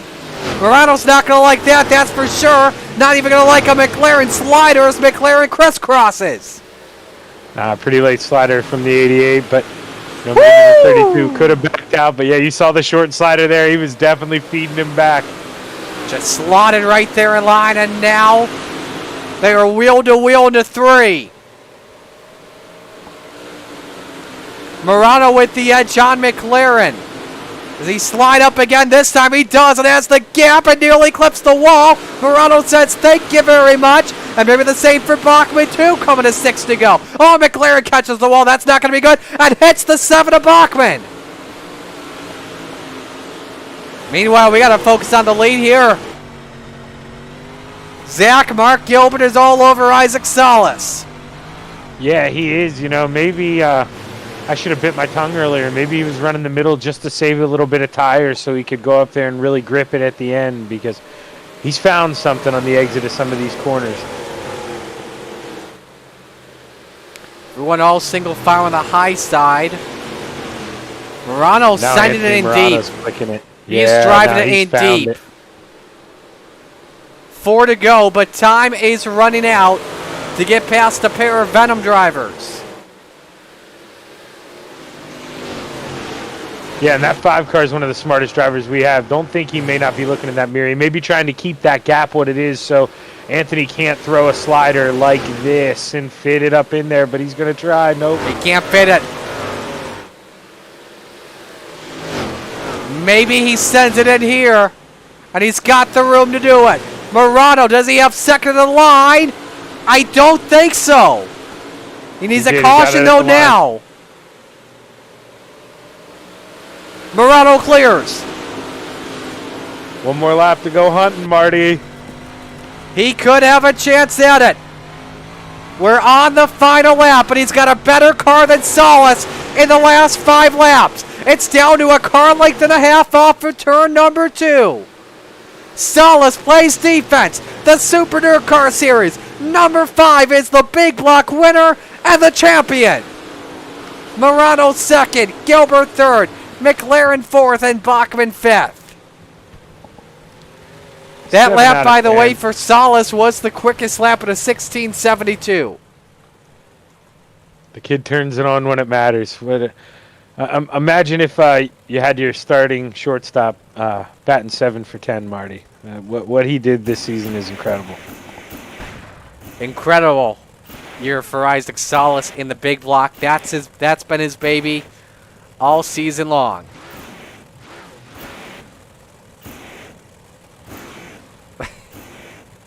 McLaren coming in to spoil the party. Same with Dean. They're actually rolling up the ramp into victory lane. Just having some fun. So Salas is the winner and the champ. Morano 2nd, Gilbert 3rd, McLaren 4th, Bachman 5th, Giroux 6th, Chatham 7th, Vitale 8th, Rayom 9th, and Reynolds 10th.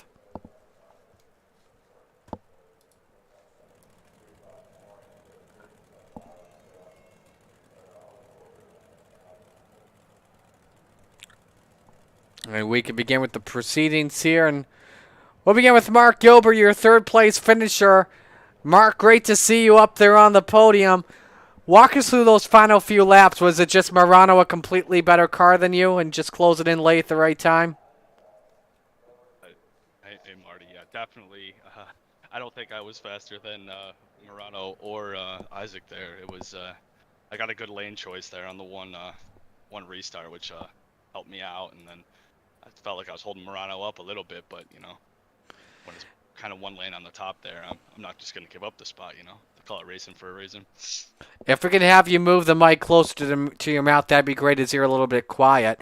But other than that, what positives do you take away from this run? Just a little confidence builder. I don't run these cars very often, so get out here and get a podium is definitely definitely fun, and hopefully take this into the late models. We had a good showing last week in those, so hopefully we can carry this momentum over into that. Who do you want to give shout-outs to? Everybody at Venom Racing, W Energy for focus, concentration, energy to get me through these races on a long Thursday night. You guys for the broadcast. Marty, you always do an excellent job. Roger, the crew, everybody for running this league. Alrighty. We'll let you go. Best of luck in the late model, and great run. That's Mark Gilbert, our third place finisher. Finishing second tonight, meanwhile, Anthony Morano, and Zach, you've got him. Hey, Anthony, Zach up here, man. You got a copy? How's it going, Shaggy? Well, dude, you were really quick there at the end. Nothing else to say. I think Isaac definitely had some help, and the fact that he had a teammate behind him made it a little harder for you to get around. I think if you had a couple more laps, you could have done a repeat of the small block race. I think so. I was definitely able to reel him in pretty quick there, but I mean, Mark raced me clean. I had a little issue with somebody else there, but you know, bygones be bygones. Go on to the next race. So we'll see. Hats off to Isaac on the win in the championship, and see how we do in the pro late models. Well, congratulations, Anthony. You were real quick tonight. You know, it stinks you weren't able to pull out that championship, but 2 podiums tonight so far, a win in a second. They've got to feel good. Got anybody you want to thank on the second place? I got to thank my wife, Sherry, my teammates at FTM, Dean over at Super Dirt Car, Logan at Hi Mom Lens, DJ Sim Shop, GripPack.com, Swan Speed, MDI TV. You guys for doing the broadcast, and I went at Coast to Coast. Well, congrats, Anthony, and good luck here in the pro late models. Thanks, Zach. All right, that's Anthony Morano finishing in third. Now we go to victory lane to talk with your winner and champ, Isaac Salas. Isaac, Anthony was breathing down on your neck there in the final few laps. So walk us through this race, though, for you as a whole. It was a lot of fun, man. I wanted to run the bottom because I felt great on the bottom more so than anywhere else, but the top was just kind of the place to be as you got further and further into that race. Absolutely. You caught a big break there after you caught the wall, and then that caution flag came out. How relieved were you? Oh, big time. I was telling Anthony that it was. I told him that it was a gift, and he's like, "Yeah, there's your Christmas present for the year." That's all. So it was definitely needed, to say the least. Absolutely. 2 championships. I believe you got the late model title wrapped up. What are you expecting for that race coming up? I think it should be a good race, man. Every time that we get a pretty good field of cars, and it turns into being a good race. So I think it's going to be kind of the same thing. I think that the high side is probably going to take effect for a good portion of it. But I honestly think the bottom might be something to watch out for in the heat races, actually. So we'll see. Who do you want to give shout-outs to? Yeah, I mean, big shout out to all those guys over at Venom Racing again. Like I said, they're super supportive. Dean Super Dirt Car Series for that beautiful, and Magnum Race Designs for that beautiful car. It really shines. So I got you 6 Racing Network. Arson Trackside with you, sir. It's always a pleasure. My Gramps, Top Notch Trucking. Again, you for the broadcast. It's best on iRacing in my opinion. Then yeah, other than that, I mean, thanks to my friends and my family and my girlfriend for watching. Alrighty, well, we'll let you go. Best of luck to the late model, and you are the big block champ. Congrats, man. Thanks, brother. I appreciate it. Alrighty, Isaac Salas with the win there, and we will step aside and go to break. When we come back, late model action from Eldora on the Coast to Coast Racing Network.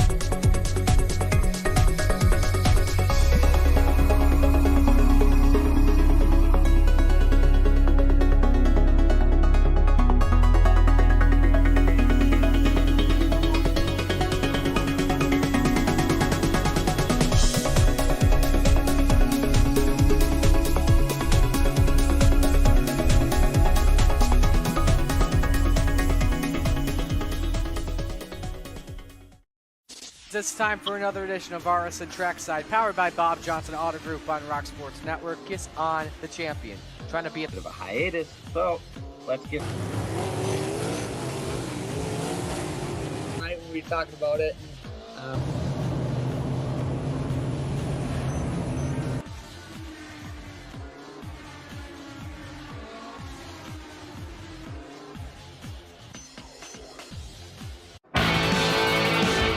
Well, good evening, everybody. Welcome to our weekly race chat. Adam Ross and Clinton Jeffrey are live and interactive every Tuesday night.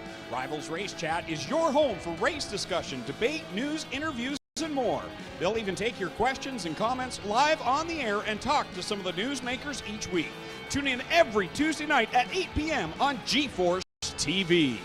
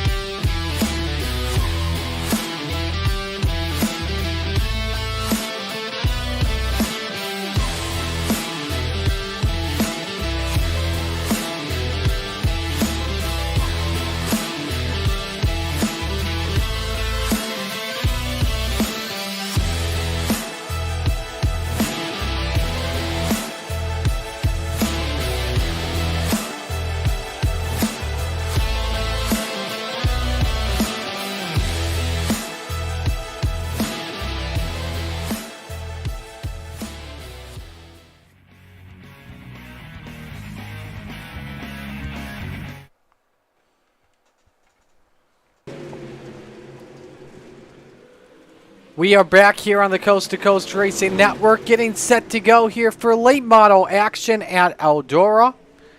Marty Scala with you alongside Zach Chapman. Zach, we got a good one coming up here around the corner. And again, this one looks like Isaac Salas, but late models at Eldora, they never disappoint one bit. No, and let's be honest, we're on an upwards trajectory here. The heat races started out a little slow.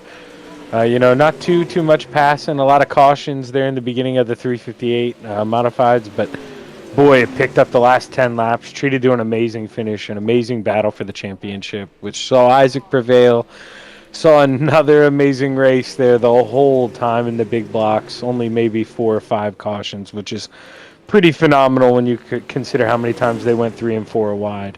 And I only expect it to get better. Yeah, I expect it to get better too. So we're going to see what goes down though. So bear with us as we're having a glitch right now with our SDK software. I don't know what's been going on with it lately, but it always seems to be something SDK related. So stand by on that. But we can tell you Randy Shreves is the quickest driver on track as things stand. And the checkers are out.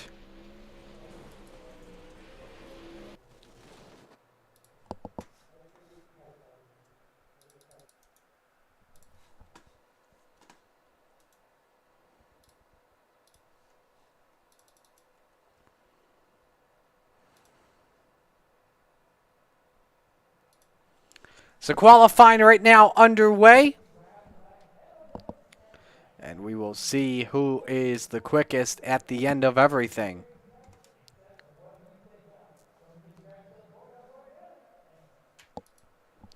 Put a focus here on Mark Gilbert in the 17. He said that he had a really fast car throughout the duration of last week.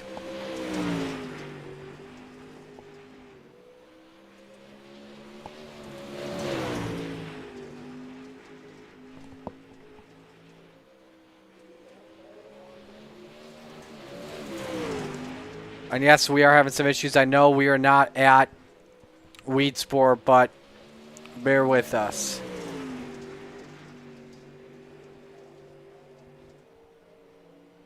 They're used to it from me, Marty. That's no big deal. I know a way to fix it. I'll show you in a bit, but Salas right now at the top of the charts at a 15.72. Let's go to Brian Dickens at the 122.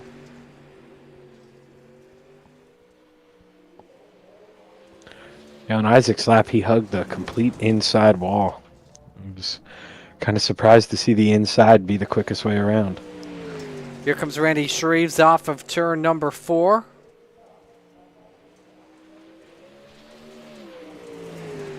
And he is 12th quickest at a 16.05. 2 drivers remaining. I don't think they're going to qualify, though. We will wait and see.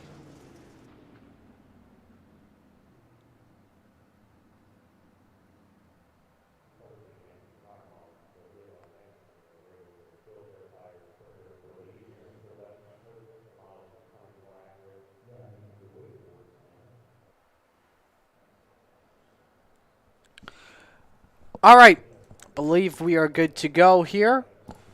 And so with that being said, let's meet the field and give you your starting lineup.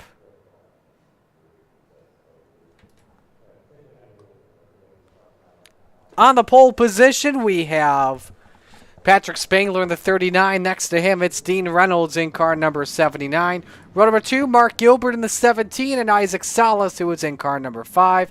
And in row 3, Braden Bennett and Steve Bixler. Zach, why don't I let you call the first heat here? I'll let you take this one while I figure out the SDK stuff. Alrighty, sounds good here.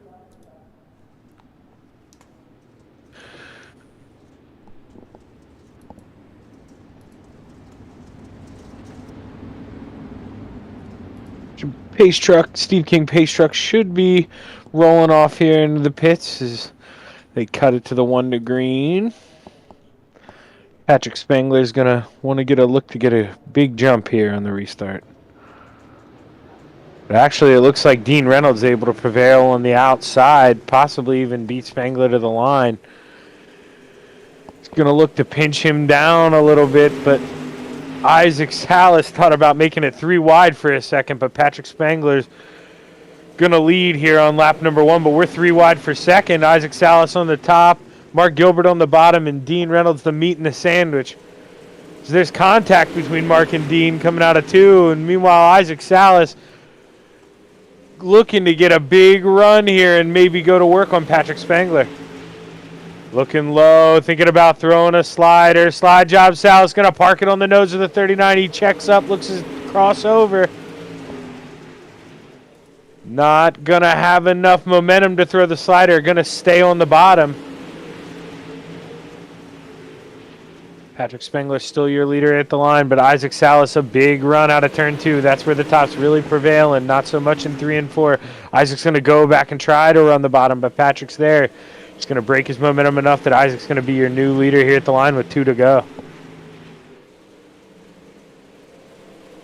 Patrick Spangler, big run in 2, but taps the wall. Didn't lose a lot of time. The battle for 3rd. Dean Reynolds throws the slider on Mark Gilbert. Contact as they get in the wall. That's going to hurt there tonight. Braden Bennett is going to be the benefactor up to 3rd, but the battle for the lead as they're coming around for the final time. Isaac Salas is going to be your heat race number 1 winner, something he's very familiar with tonight. Going to start on the front row of the feature. Followed by Patrick Spangler in 2nd, Braden Bennett in 3rd, Stephen Bixler in 4th, and Dean Reynolds in 5th, and Mark Gilbert in 6th.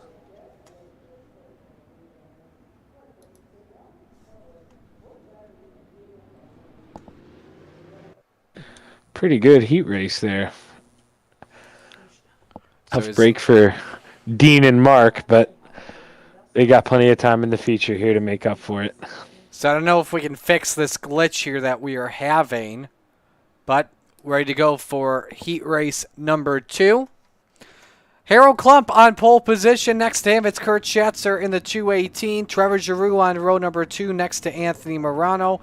Row number 3, Dan McLaren next to B-Temp, Brandon Templeton.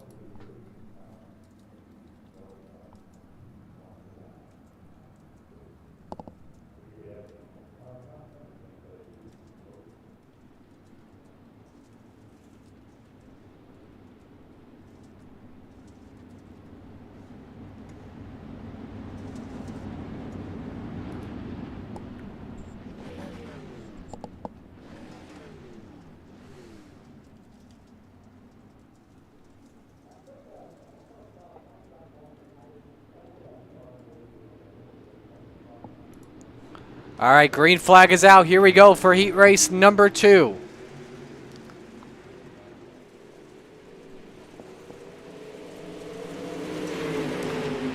Klump comes out with the advantage as Schatzer the outside. Now a run by Giroux, the flyer, looking for the race lead as Klump leads the opening circuit. Morano looking to get a run down the back, try and give a push to Superman to put him out front. Yeah, that first lap, those guys in row 2 didn't look very patient. The one thought about going to the bottom, the other one thought about going to the top. They definitely want to get going. They know Isaac is going to be tough to beat tonight.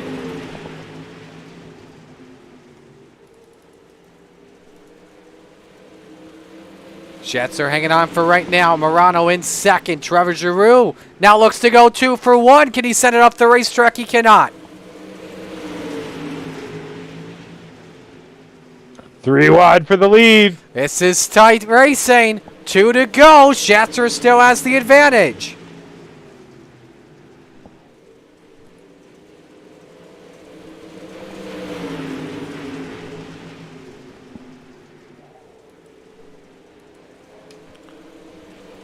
Coming to 1 lap to go. It's Schatzer, Morano, and Giroux. Field makes their way into turn number 1. Giroux overdrove entry of 1 a little bit. That may cost him second. Morano may get it back here. We'll see here. Schatzer's got the win. Morano second, Giroux third, McLaren fourth, Klump fifth, Templeton sixth.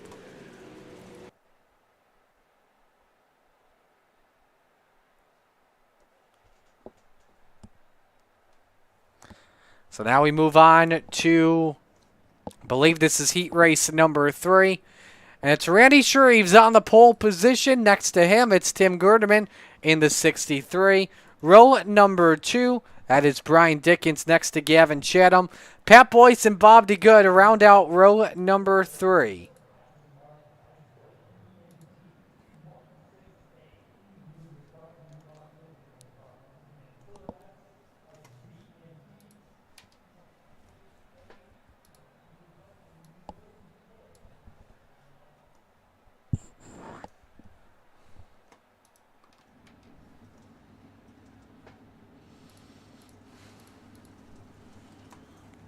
Field makes the way off at turn number 4. Green flag. It's out. We're going.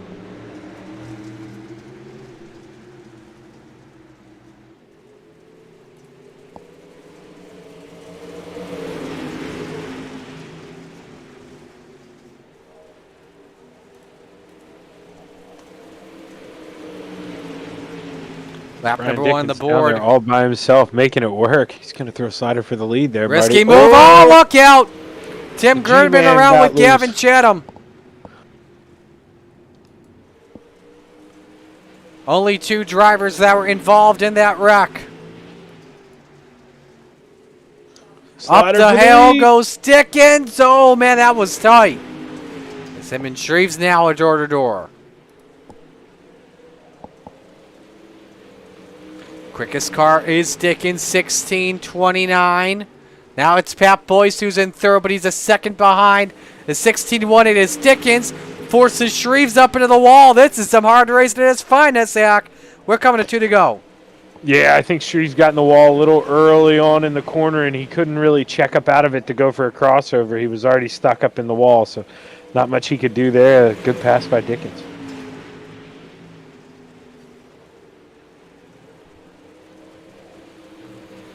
Shreves, another bump to Dickens. We're on the final lap. Yeah, I think Dickens may have made a mistake there running the slider line. Shreves may get a big run here. Dickens plays defense. Shreves may have a chance at it if he can get back on the gas first. I don't think it's going to be in time. It won't. Dickens wins. And Shreves, that was interesting, turning Dickens around there at the end. Yeah, definitely very interesting because I've seen much worse racing in real life. It didn't look anything too aggressive there. It looked like a pretty clean battle for the lead from Brian. Absolutely was. Let's step aside and go to break. When we come back, feature time for the late models. Stay with us on the Coast to Coast Racing Network.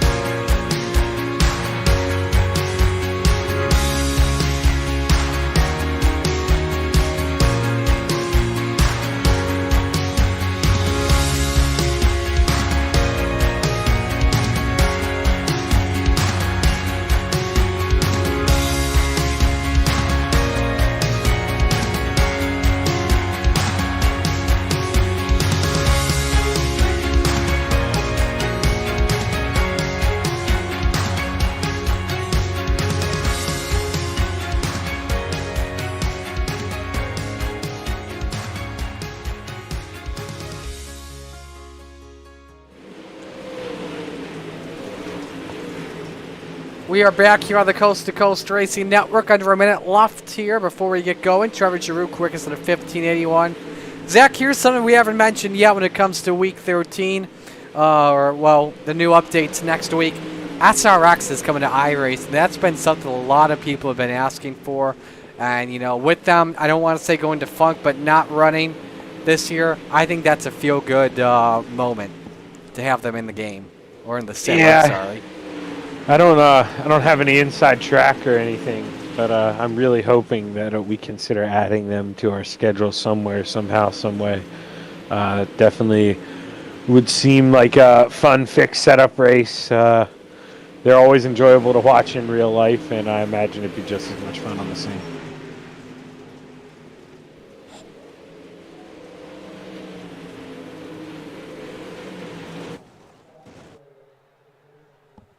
Alrighty, checkers are out in the warm-ups. Let's meet the field for our 30-lap feature. Here is the starting lineup.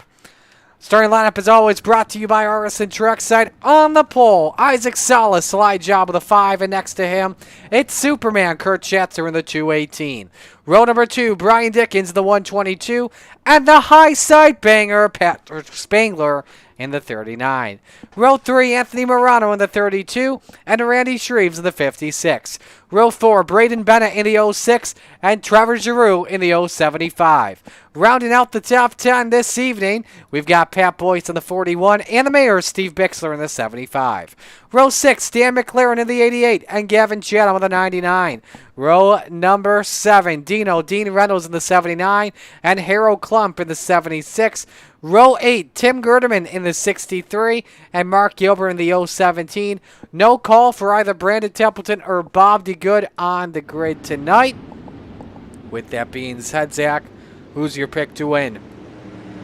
Well, once again, the obvious pick, the man out front. But, you know, I think Anthony Morano, with the way he's come on late, this track has a little wear to it. I think this track's really going to come into his liking at the end. And I think Anthony Morano is going to charge up to the field and win this thing. I'm going to go with Superman Kurt Schatzer. This is his baby, the late models. This is where he first heard of the last name Schatzer, and now it is developed into all of dirt racing on the Coast to Coast Racing League. But we're set to go 30 laps in this one. Lucy Olsen start around the corner as Isaac Salas and Kurt Schatzer are ready to bring us to the green. It's time to get it on at Eldora.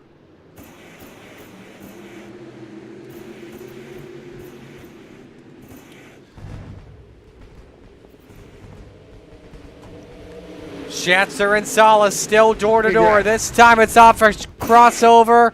And you said it, it's a big wreck with Dan McLaren around and heavy front and rear end damage to Soupy's ride.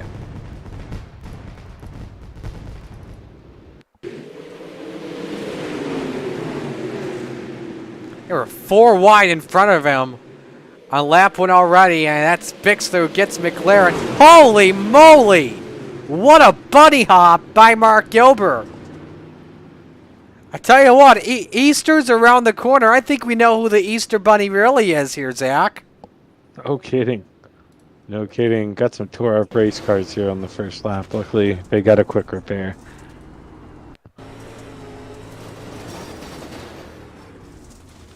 Luckily, that car did not go upside down. But big air, dude, by Mark Gilbert.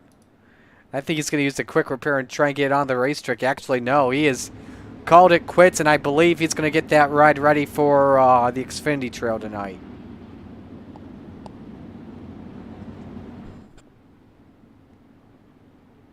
Oh, I'm looking forward to some Xfinity racing, Marty. I know you are. You've got a really good chance at the trail this year. Yeah, and I lucked into a win last night at Las Vegas in the Truck Series with some fuel strategy, so I'm hoping that can play into my favor again tonight.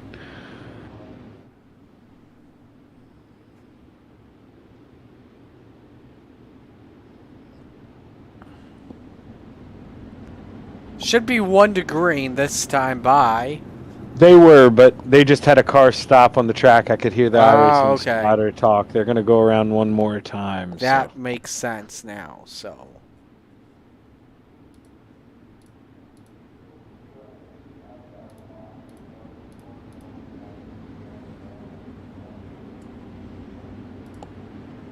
A look at our Xfinity Series standings coming on in for the 10-week championship. Cullen Johnston with the drops, or without the drops, I should say, has an 803 to 755 advantage on Isaac Salas. But in the trail side of things, Zach has a 3-point lead over Jeff Kemper. They each have wins this season. Yeah, been a good year for Gambler and Xfinity, but Isaac Salas leads them to green flag. Salas able to hold serve. This is a single file restart after the first yellow on lap 1. 3 wide for second already. Dickens was in the middle with Morano and Schatzer, the crust in that sandwich. Here comes Spangler. Now around the outside, looking to go 2 for 1 in his training wheels ride. Both him and Schatzer scraped the wall though. This is tight into turn number 3. Don't do it, Spangler. Don't make him 4 wide off for 4. No! Don't. He keeps it safe and stays 3 wide. Oh, Patrick must know we're watching. He's giving us heart attacks, Marty. Oh, boy. Still 3 wide once again off in 2. Schatzer moves into P2.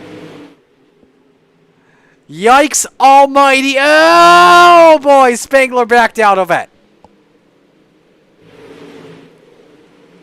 Salas, meanwhile, pulling away with a 16:01. Oh, look how Dickens and Spangler barely touch. Trying to set it in with a slide job for 4th, and he got it. This is insanity right now, Zach. Yeah, it really is. Patrick's won way too many championships to know that he's got to back out there. That was really smart by him, and now he's got a chance to go run down these guys and go after it again. Anthony Morano up 2 spots to third. Gavin Chatham, your biggest mover early. He's up 4 into 8th, but Spangler rode the wall there in turn 2. Lost a bunch of time, and Dickens backed out of the throttle. Yeah, that may end up costing Dickens a spot there. Ooh, hard in the wall, Dickens went in to the wall. 122. And he's got damage. That's steering damage. Oh, and it's got a back crash. Pat Boyce with a heavy collision. Oh, my. Look at how destroyed the front end of that Black Diamond chassis is. He is done. Oh, why is he backing out? Nearly took out the leaders, and Morano has had to pull her to a stop.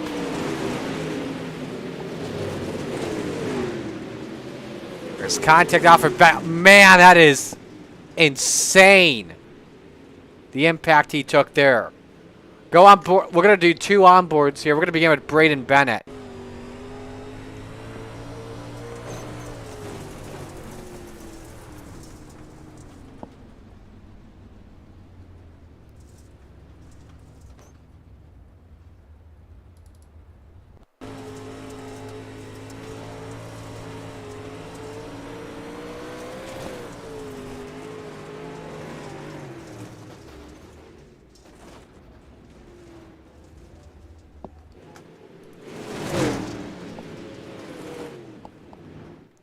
And this is where it got a little bit nervous. Boyce trying everything to keep it straight, but he just doesn't know how heavy the damage is. And props to Morano for not even hitting him. That could have been worse for the number 32. I think with Boyce, maybe his controller may have disconnected, so it may have been taking him a while after he was on the brakes. Yeah, it's always tough. No, teammates of mine have had VR issues. All sorts of things can happen when you're on the sim. Here's their off for the 3rd restart here. Salas holds serve on Kurt Schatzer. Morano with a run downstairs for P2. Spangler on the back end of that 218. Oh, that is tight. Oh, too tight. Around goes Morano and plowed by the 75 of Giroux.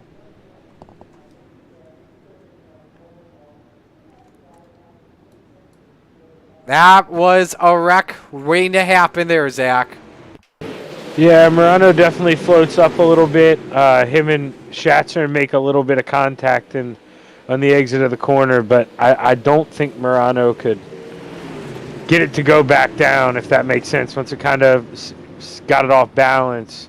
Unless he would have locked up the brakes and lost a couple positions, he, was going to keep floating up the track, and he was hoping maybe Kurt would lift for him, but Kurt stayed in it. Look at Patrick Spangler miss that.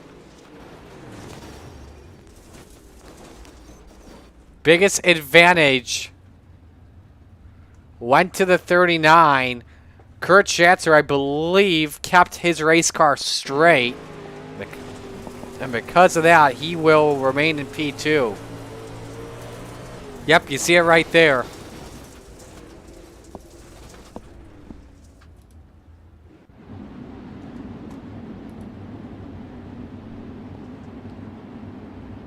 Yeah, tough break for Anthony there. That's just, that's going to happen when you're racing hard. And, I mean, he's come second to Isaac once in the every time in the championship, but was able to beat him, lost to him in the championship, and then comes second last race. He's doing what he can to go up there and beat that 5 car. He's just running real hard.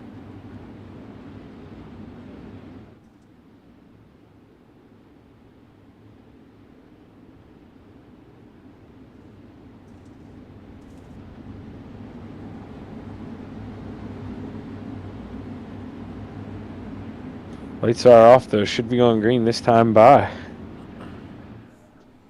That we 20 will laps be. left. All right, Salas brings us back to green.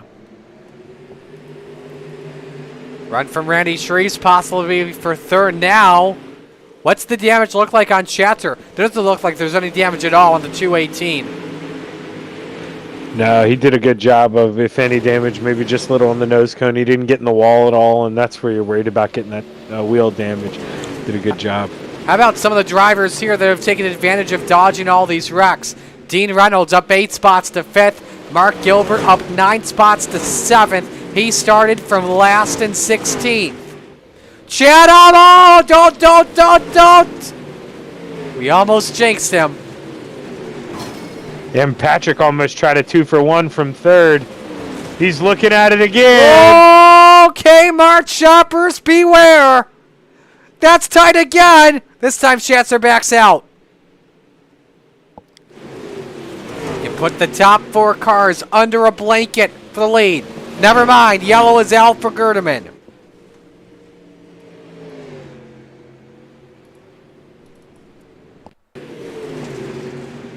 I'm hearing reports he may have lost the tire. Here. And the tire, didn't lose the tire complete. Oh, he lost the steering.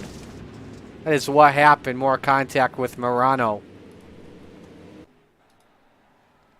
So, Showtime definitely enjoying this race, and he was watching Ken Schrader earlier tonight watch the Oshweekend Flyer win down south. Now it's nice to see him race at the O.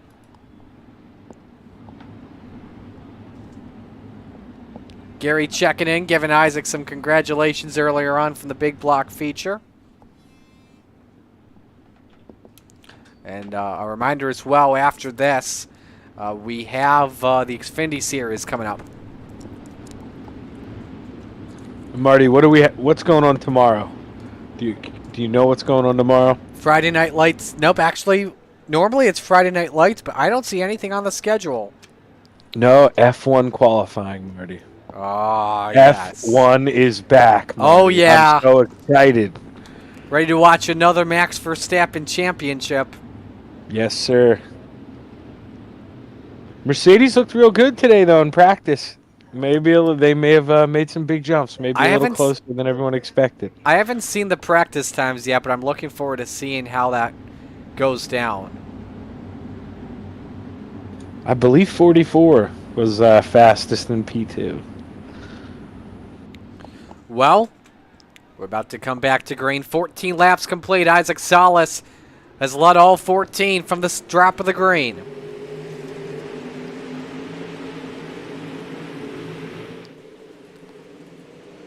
Spangler clears for second, so Schatzer down in third. Shreves fourth. Mark Gilbert. Dan McLaren maybe 3 wide. But Gilbert up 11 spots into the 5th position. Finished third in the big block feature earlier tonight. Here we go with the slide job. Spangler. Salas, though, edges him out by a fender. This has been a heck of a race so far. Salas gives Spangler a lane just so Salas could have a slide job of his own.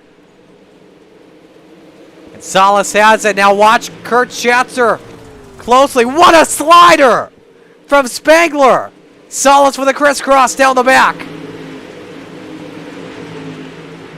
Slide job Slitty City at the Big E. Oh, but Spangler edges him out the line. And Braden Bennett's crash stand by. He jumps to the pits and no caution. We stay green. Great exit for the high side banger. But Salas sends it in deep. He caught the inside wall as well. You can see those sparks flying. That helps out Spangler hang on. Top 4 again. Nose to tail for the top spot. Shreves scrapes the wall in 1.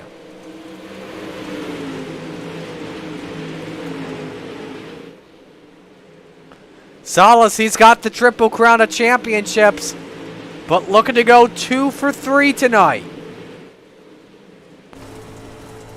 Spangler, though, the afterburners already turned on, but with 10 laps to go, is this too early for him to get that huge of a gap? I mean, if he can walk it away, walk it away. But if I was him, I'd save some a little bit of right rear tire because he's clearly the quickest car right now, and odds are we're going to get another caution. First driver to have a 15-second lap, 15:93 last time by. The second quickest lap of this race is a 16 even. Different lines by everybody here. You see Salas trying the bottom, seeing if it's going to work out. Meanwhile, for the bottom step of the podium, Randy Shreves on Kurt Schatzer. Don't look now, though. Here comes Gilbert. 6 to go. Spangler running away with it. Oh, my goodness! Bixler comes to a stop in 3. It's not over.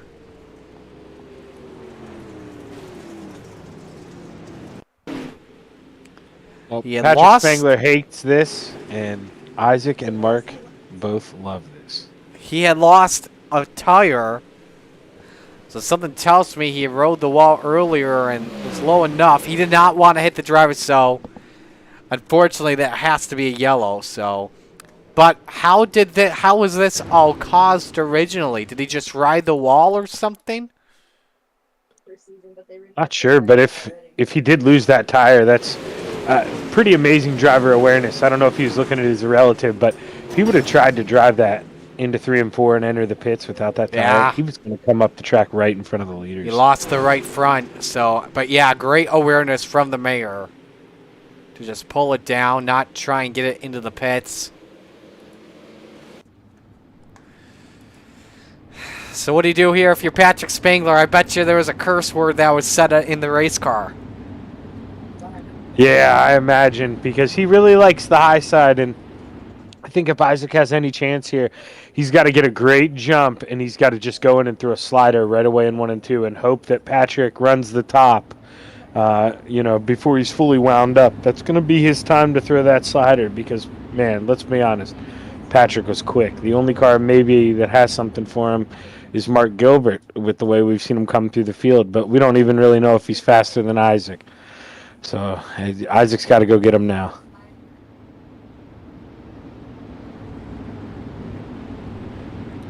Five-lap shootout to determine the winner here.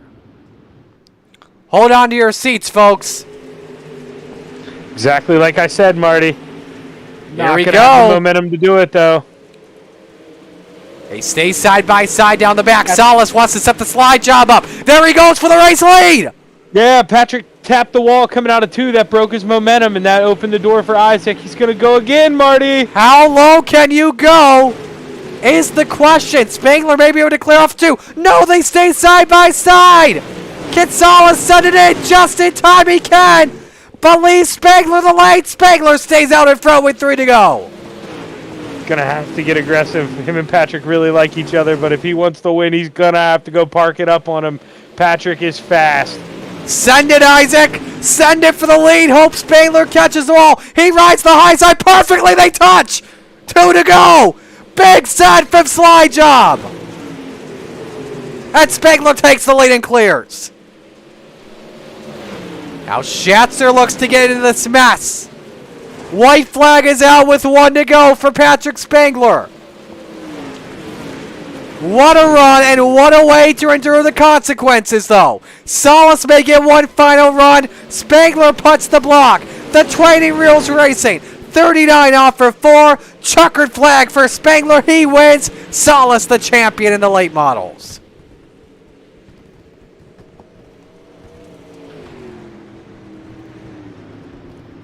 What a finish. Thought maybe Kurt Schatzer might have something for second there, but he got in the wall in 1 and 2 on the last lap and pretty much locked up second for Isaac. But that was a great race all the way to the end. Eldora has been a lot of fun tonight. Let the flames fly. Salas and Schatzer round out the podium. How about Mark Gilbert of 12 spots tonight to 4th? Great run by him. Then it's Shreves, Chatham, Giroux, McLaren, Dickens, Reynolds, They round out the top 10, 13 drivers finishing on the lead lap. Let's see if we are ready to talk to your top 3. And I believe we are. So we will begin with Kurt Schatzer in the 218. Kurt, a good run for you. Walk us through it. Kurt Schatzer, you got a copy? Yeah, sorry, Marty. I was taking a drink there. I was a little wore out. Oh, good. I don't blame you with how fun that racing was tonight. Oh, man, that was a blast. Can you believe that race Patrick and Isaac was putting on up there? It was fun to Incredible. watch from my seat. Yes, absolutely incredible. Yeah, I was just doing everything I could to kind of hang with them there. Try to get up there and race with them. I just didn't really want to get into Isaac or anything and jeopardize his race there with his points run there. So congratulate him on his points championship and congratulate Patrick on his win there. He was fast, man. Absolutely was, man. But a great run for you. Who do you want to give shout-outs to? Yeah, got to thank Dirt Track Bank. Everything they do help racers all around the country. Our iRacing team, Hammer Down Racing, Brandon Templeton. He was having computer issues, couldn't make it tonight. Brian Dickens and Joe Halter, Got Your Six Racing Network, Friday Night Lights, and Coast to Coast putting on the league, and you, Marty, coming out and doing the broadcast, doing an awesome job. All righty, man. We'll let you go. Great job, and congrats on the podium. Thank you. Kurt Schatzer finishing third. Let's go to your winner and talk with Patrick Spangler. Zach, we'll let you take this interview. Hey, Patrick. Zach up in the booth, man. You got a copy? Yep, gotcha. Well, congratulations, dude. You were lightning in a bottle. Talk to us a little bit about how close you were putting that right rear to the wall and just how you were hooking it up there. Yeah, anytime I can run a late model like a sprint car, I usually feel pretty comfortable, so I just tried running it like a 360 there. A couple times I got to get glued to the wall there, and then Isaac would turn down and try to slide me below me, but he raced me super clean. He could have slid it in there probably 5 or 6 times, and he pulled up and just went a lane below me, left a lane. So shout out to Isaac there for running me clean. Great race, and yeah, that was a fun one. Yeah, you definitely put on a show for us. It's almost like Isaac was listening to me. I knew you liked that high side, so on that last restart, I said Isaac's only chance was to throw it in there in turn 1, and you just kissed the wall a little bit, and that opened the door for an amazing show there. Those final ice laps were very exciting, but congratulations on your win, Patrick, and you got anybody you want to thank tonight? Yeah, just you and Marty for the awesome broadcast. Those last 3 laps of the small block all was unreal, Oscar worthy there. Rod for running the league, everything he does, Trainless Racing, Venom Racing for letting me join into their Discord whenever we're running these Fender cars, Dude XM Designs for the paint, and I look forward to next season. Well, congratulations, Patrick, and we're definitely looking forward to having you back. Thanks. So that's Patrick Spangler, your winner. Now we go to talk with the champ and Isaac Salas. Well, Isaac, it's not the rare Triple Crown of wins, but the Triple Crown of championships on Thursday Night Thunder and the dirt side of things. Well done. Yeah, appreciate it, man. It's taken me a long time to actually win more than just like a one in a night, so that's pretty awesome. You wanted that win badly. I could see it from the moves you were making. Where was Patrick better than you tonight? The top. Most people were better on the top than me tonight. I don't know. Ever since this new dirt model, I've been kind of struggling up top, and I still got a good amount of speed up there, but man, some of them guys, especially sprint car guys, can just rip it. Absolutely, yeah, they can. How much fun did you have in this race, though, tonight? There were 2 times where we had the top 4 battling for the lead. Yeah, this was probably, I think, one of the better races of tonight, I think. Like I said, the bottom actually was a full-blown thing, especially early. It made it kind of interesting to run lines and try to save a little bit of tire to try and, I knew somebody was going to make a late challenge, and I knew if I could save some tire, I'd probably have a pretty good chance of at least making it interesting. So I hope that I made it interesting. Ah, you did. That was for sure. So I got a feeling you're going to be running this Xfinity race at Vegas, correct? Yes, sir. And I don't think I'm actually too bad in the points here, too. So. Alrighty. Well, who do you want to give shout-outs to on this run? Yeah, I mean, again, Venom Racing, all them guys. Dean Super Car Series, Magnum Race Designs, RSN Trackside, Mission 22, my Gramps, Top Notch Trucking. Thanks to you guys again. Like I said, I appreciate every broadcast. I think it's one of the best ones. Yeah, thanks to my friends, my family. Thanks to all the people that support me. So it's pretty awesome. Alrighty, we'll let you go. Great job. Congratulations on the championship and best of luck in the Xfinity race coming up. Awesome. Thank you, man. Isaac Salas is the late model champion, and with that being said, we will step aside when we come back. It is Xfinity Racing from Vegas. Stay with us, the Coast to Coast Racing Network.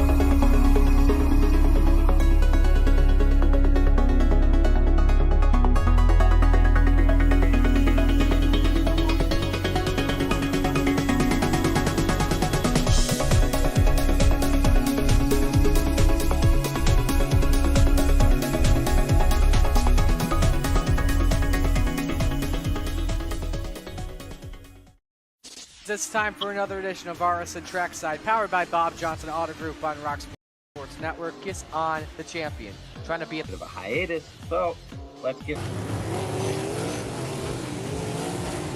Tonight we'll be talking about it.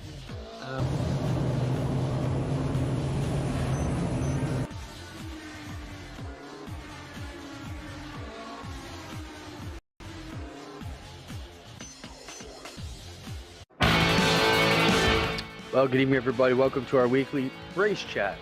Adam Ross and Clinton Jeffrey are live and interactive every Tuesday night. Rivals Race Chat is your home for race discussion, debate, news, interviews, and more. They'll even take your questions and comments live on the air and talk to some of the newsmakers each week. Tune in every Tuesday night at 8 p.m. on GeForce TV.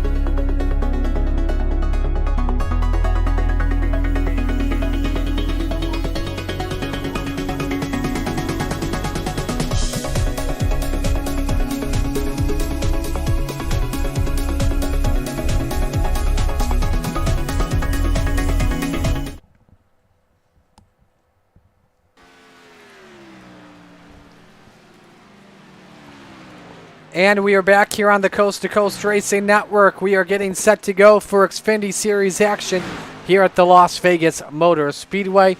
Round number 3 on the Xfinity Series trail. Marty Scala with you alongside Zach Chapman. Zach going to be racing, so he'll be driving when we go green. I'll be alone here in the booth. But as we get set to go for this one, Zach, let's talk about the Xfinity standings as a whole. Cullen Johnson likely has this wrapped up 803 to 755 when it comes to the points, with only 1 drop settled. Yeah, he was very consistent this winter in that series. I'm definitely focused on the yearly. That's my main goal. No chance at the short-term points, but Cullen was amazing this winter and definitely consistent as heck. I think he only finished outside of the top 5, maybe twice. So he earned it, well deserved, and hopefully he can seal it up here tonight. And Marty, I appreciate you for doing this for me and giving me a shot at running the championship. And if you want to pull me up under cautions at all tonight, feel free. But I'll probably drop down with the boys. Sounds like a plan. Well, hey, thanks for coming on out tonight, all right? Yeah, 100% Marty. Hopefully I talk to you again here, man. Yeah, hopefully, man. That's for sure. So that's Zach Chairman of the 72 getting set to go here. And again, we've been having some technical difficulties throughout the night when it comes to our graphics, mostly the number side of things. We are going to try to get those fixed here, so you likely won't see every driver's number here, but we will try and do what we can do, to say the least. So qualifying now is set to go, and so we will look for the first driver to take to the racetrack, and that's going to be Hollywood. Roland Olson in the number 3. And again, qualifying times will show up on the bottom of your screen.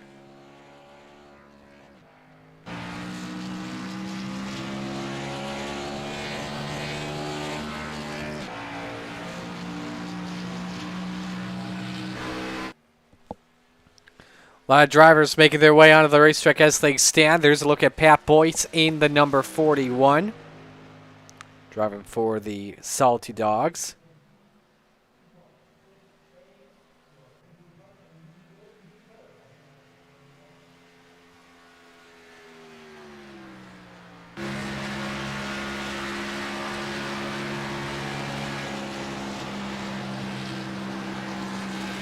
Taking a ride on board here with Dino in the number 79 body armor machine.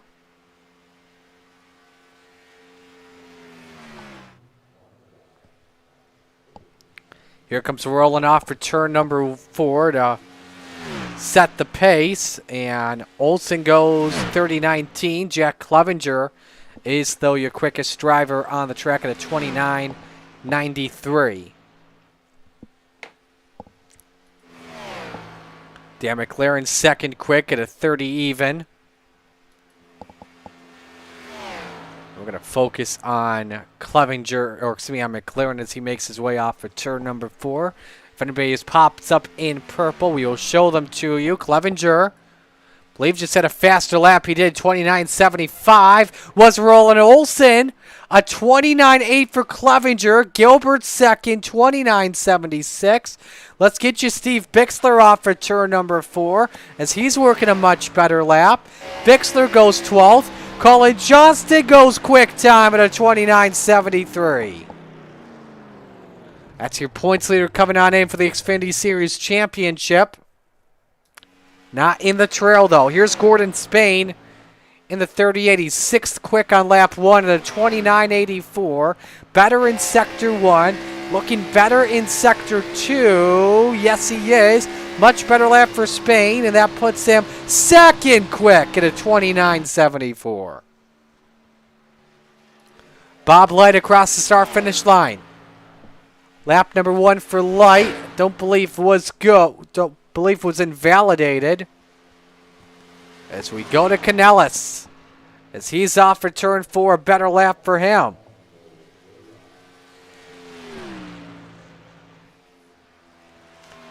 Ninth quick on lap 2 at a 29.90. Here comes the 77 off for 4. How does this lap time show? Quickest of anyone in Sector 2. 6th quick at 29.81.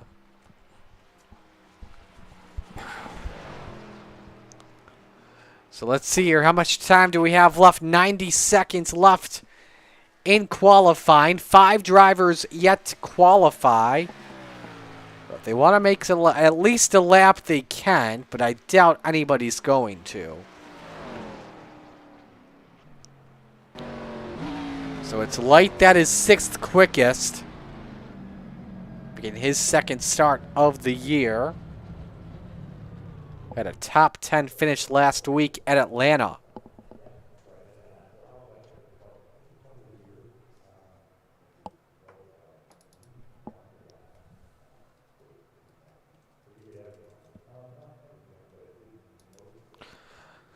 So don't believe anyone else is going to come on out onto the racetrack. And so Colin Johnston is your pole sitter with a 29.73. For those wondering where Isaac Salas is on the charts, he has a 30.05. But believe with the cars that are here, I believe that is enough for Johnston to win when we take the green flag.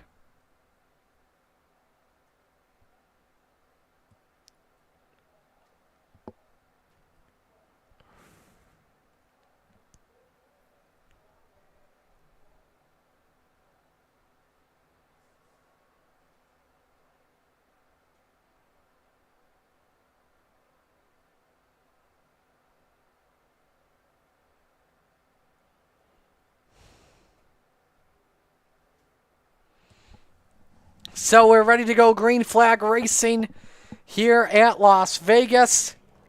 And with that, let's meet the 24 drivers that will be rolling the dice for a big payday.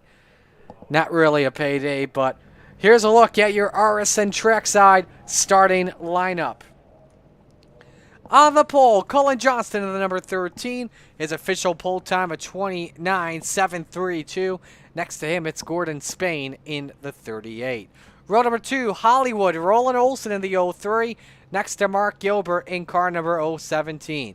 Row number 3, it's Jack Clevenger. He's in the 78. Next to him, it's Bob Light in car number 77. And in row 4, Gary Offutt in the 94. Next to Greg Parmalee in car number 4. Row number 5, round out the top 10, it's Shaggy Zach Chapman, the 72. Next to Joe Canellis in car number 1. Row 6, it's the Ayla Outlaw, Preston Cranmer in the 07. Next to Dan McLaren, Soupy's in car number 88. Row 7, Jeremy Tate in the number 8, and Devo, Donovan Ross in the 5. Row 8, the Mayor, Steve Bixler in the 75. And Isaac Salas, Slide Job in the 5. Row number 9, Dean Reynolds in the 79. Next to Andrew Coopersmith in the 45. Row number 10, Jake Butcher, who is in the 85 to the outside of Pat Boyce in the 41. Row 11, Keith Jackson in the number 13, and Tim Chapman in the number 37. Rounding out the grid this evening, Jeff Kemper in the 181, and the Desert Demon, Terry Landis in the 61. The 161 to be specific. Here's a look at the race info as we get set to take the green flag. 70 laps this evening. Pit road speed 50 miles an hour. Caution car going 60. Fuel window 27 laps and 3 tire sets for the drivers this evening. Under 70 degrees is our air temperature, which means track temps will be low for the speeds to be quick tonight at Las Vegas. Well, it's about that time once again. Lucy Olson start. 70 laps. Pace car is in. Where else would you rather be than right here, right now? Championship night at Sin City. It's showtime in Las Vegas.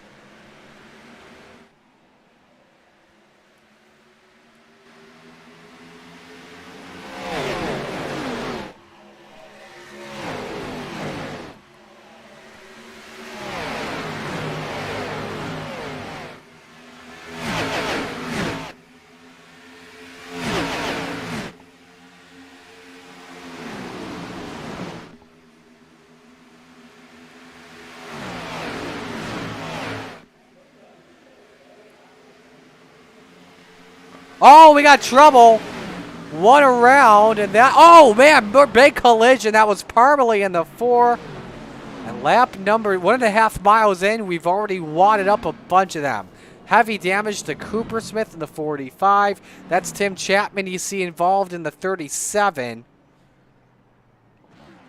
The first car that I saw, I believe, sideways was Landis in the 161. Him and Butcher, I believe, both went off track. Gonna have to take a look here at an aerial shot or another camera angle.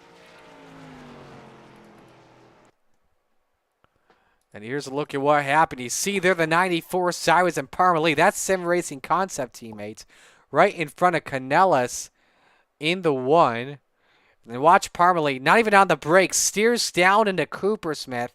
Dean Reynolds loses the rear end. There's Butcher with heavy front end damage. Up in the air went another car. That was Jackson. But at least a quarter of the field involved in this crash. Let's watch it real time.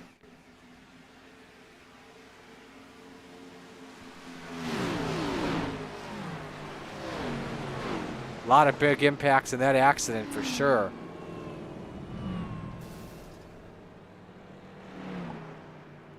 Maybe a static shot can show us too. Cold tires as well can be a huge factor here.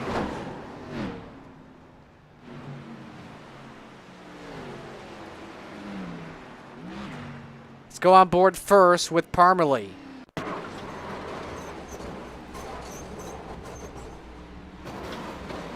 Big lick that Cooper Smith took in the Atari ride. Let's go Tim Chapman. Trying to miss it. There's a hole. If he gasses it, I think he's good, but he didn't, and that cost him dividends. Isaac Salas, from the sounds of it, I don't know if he was involved in something or if he was slowing up. I think he was slowing up, so.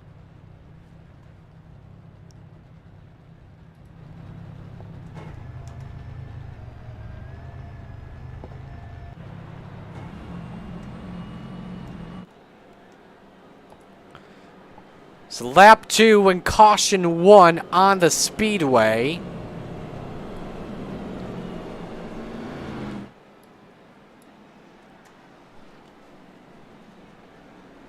Again, I know you don't see a lot of numbers. That's because we've been having some technical difficulties with our iRacing numbers tonight.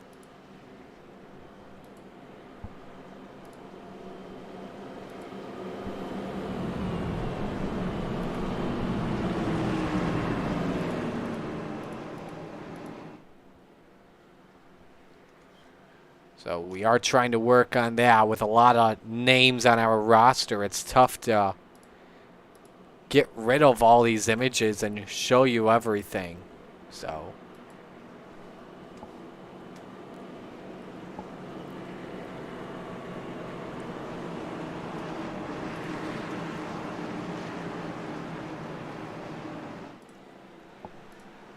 But we are coming back to green flag racing this time. As we work lap number 4, Cullen Johnson and Gordon Spain will show the field back to green.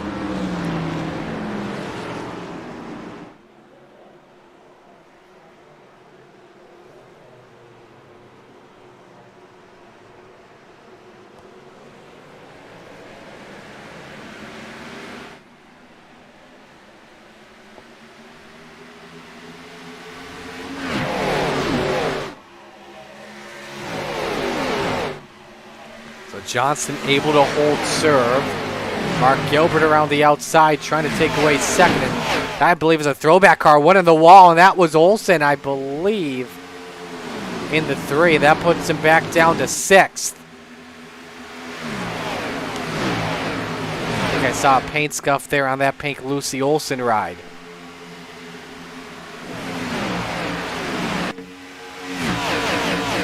Jack Chapman won at Atlanta this week, said it was a lucky win. It's the Cool Ray ride. Back into the 6th spot.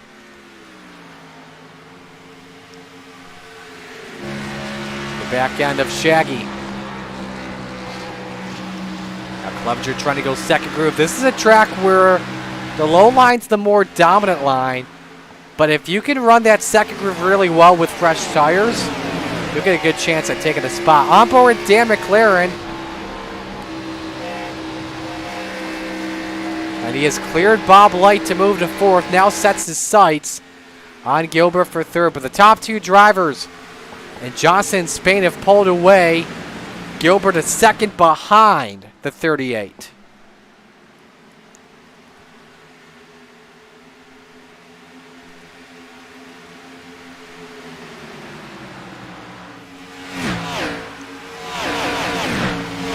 Chapman able to clear Olsen for 7th on the track. Now looking for 6th on Clevenger after being passed just moments ago by him. I haven't watched a race at Las Vegas in a while on iRacing, so I can't really give you a full good idea on the racing and what it's like, but it is a lot of fun to watch. You know, with the Xfinity Series car, when you're on a short run, any groove is possible. But on the long run, when you're trying to save tires, that low line is the place to be. Here's a run for McLaren. And remember, Soupy started from the 12th position. So he's got a really good run going early on. Olsen with some tight racing with his fellow salty dog in Joe Dirt Canellis. Canellis known for his racing on super speedways. Caution flag is out, our second yellow of the day. You've got Keith Jackson around in the 113. That's a tough break.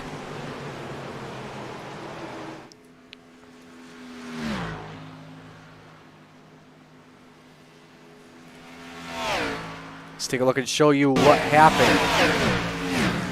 Got hooked from Bixler, and that's a big wreck. Look at the mayor losing the hood. Just completely flew off the race car. Let's see if we can get another angle to show you that. So Bixler may have caught the wall and then just completely came down and hooked the 75.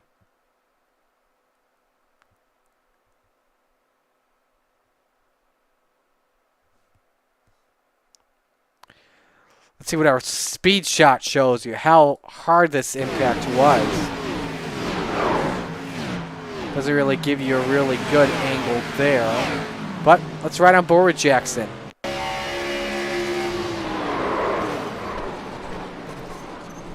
All right, let's watch that again.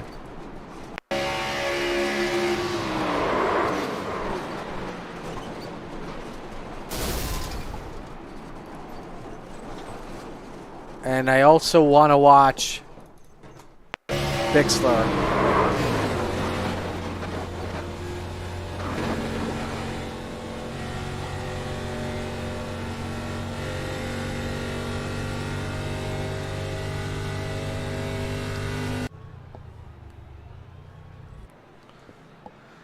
So again, as I mentioned, second caution flag is out. And while we are under yellow flag,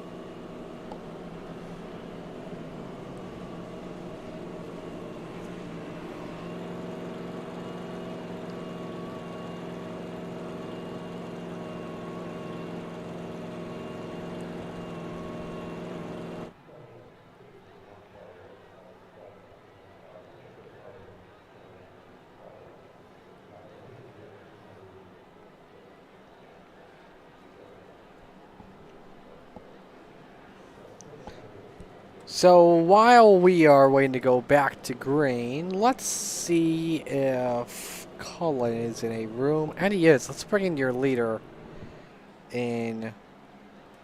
Nope, I'm sorry. That wasn't Cullen. That was Keith Jackson. I almost moved in the wrong guy. Why don't we talk with our third place guy in Dan McLaren? Let's bring him in here and get his thoughts. Dan, it's Marty up in the booth. You got a copy? I got you. Alrighty, so good start for you in third after starting 12th. Just what's been working out for you from your perspective? Just hugging that white line, man. But Colin and Gordon, they're on, in a league of their own right now. But we'll see how it plays out and see what happens. I was going to ask you that too. How do you try and take those guys down? Hopefully we get a good green flag run in and just let them use their tires up and just play it more conservative and see if we can just reel them in. Alrighty, sounds good. Well, best of luck here throughout this race tonight, and we'll see what you can do. Thanks, Marty. That's Dan McLaren in car number 88. Currently running in third spot as things stand. We should get the 1 to green this time by. So I think I figured out why we've been having issues with our images tonight. So we use SDK Gaming, and a lot of people have had issues with images loading up. And from the sounds of it, Discord has switched all files to temporary to block malware delivery. So all the links we've had on our old stuff, we're gonna have to switch them out to the new stuff then. So we won't be able to do anything with the images sides. Best advice I have for everybody here, deal with it tonight.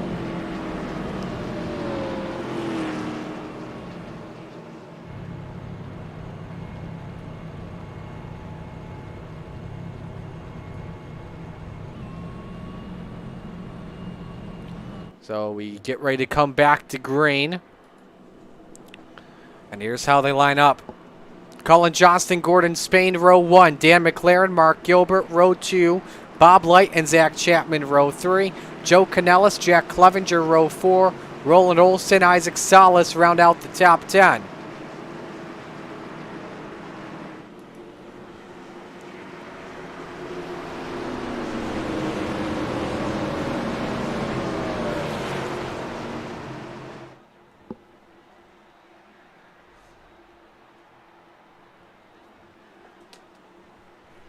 Here we come back to the green.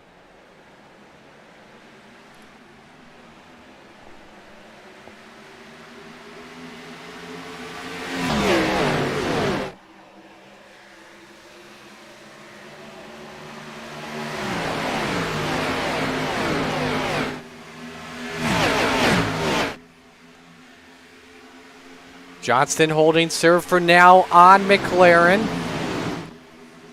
So a great run from the 88. Said that Johnston and Spain were in a league of their own.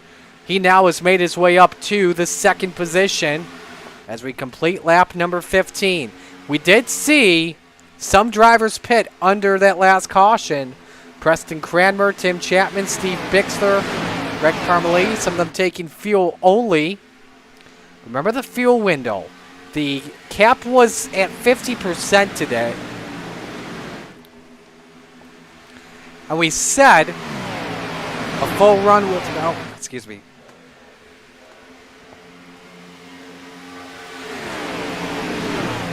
We said a full run was about 55 laps, and then you cut that to 50%, that's about 27 laps or so. So I don't know if the drivers are really aware of that. Pit stops are about 10 laps from now.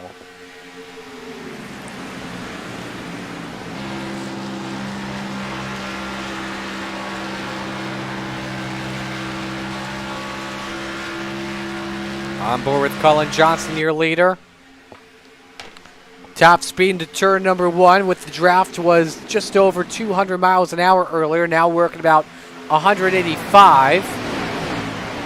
Let's get to another good battle on track. Joe Canellis, Jack Clevenger, Zach Chapman, all racing for 6th.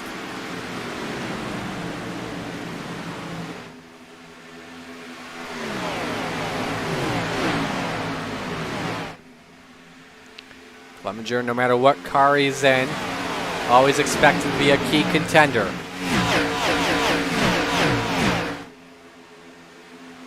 Trying to look for a run underneath on Canellis.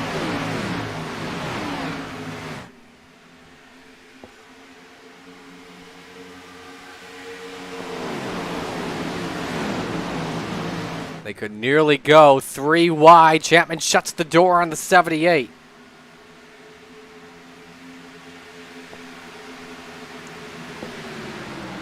Again, as I mentioned, this is right now your best race on track. Isaac Salas now looks to enter the picture. Let's go on board. Oh, hang on, Roland Olsen a little bit loose. But he keeps him straight. Take a ride on board here with Slide Job.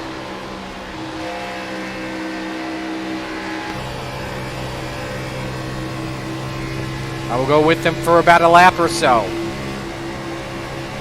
How that car looks in the draft. Just under 190 miles an hour into the corner.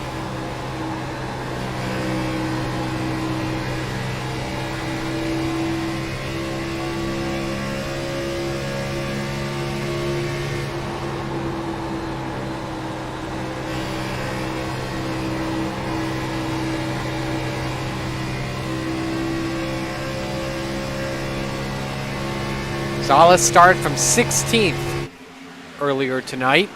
Now he's made his way up to P9. Johnston's opened up his lead to a half second. As we see McLaren, Spain, and Gilbert all racing for P2. Here's Gilbert with a run on Spain.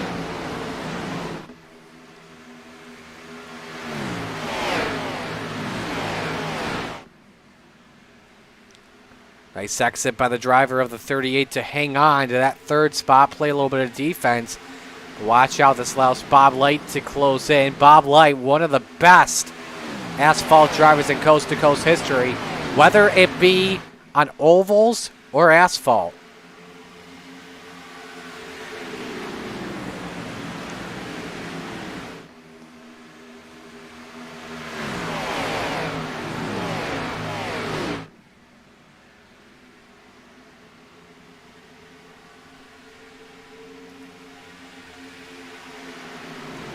Let's see if Light just follows the Venom driver in Gilbert, or does he make a possible run?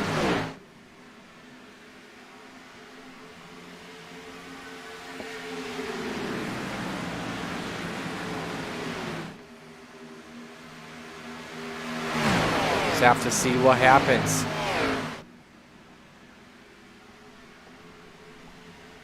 Got a challenge for the lead, though. Here comes McLaren. Low on Johnston to take it to the point. Not sure what was going on there with Johnston, but he is all the way on the outside. I don't know if he's thinking about saving fuel or anything like that. But what was a 1 second lead, he has just given up.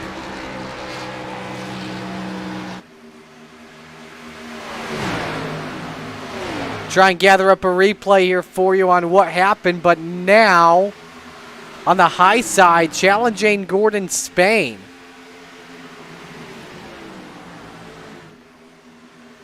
All right, I think we have a replay on what happened. He just stayed on the outside. Now, if we rewind the footage, did anything cause this?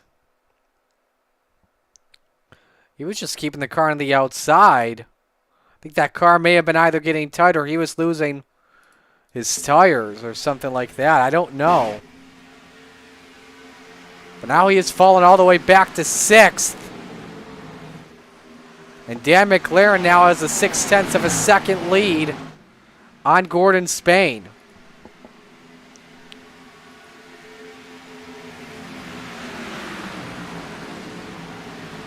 Everyone staying single file. Keep in mind we should be at the time for pit stops. We'll wait and see, but we should have had pit stops by now, but sounds like we haven't. 3 wide for third, and Mark Gilbert backs out of it. Bob Light goes 2 for 1. Zach Chapman out to 4th, and him and Gilbert nearly touch.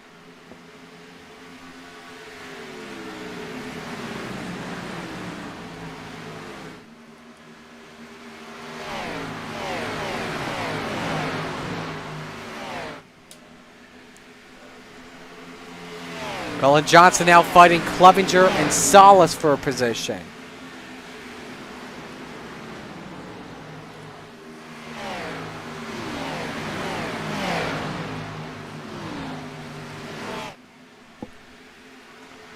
Now we got sideways off for 4. Back to that Johnson-Canellis race. Yeah, Johnson either is saving stuff or has lost his stuff, and now we see pit stops happening. First drivers in are Spain, Salas, and Johnston. And same with Olsen and Tate. That is a heck of a pit road entry. You'll see the pit stops at the bottom of your screen.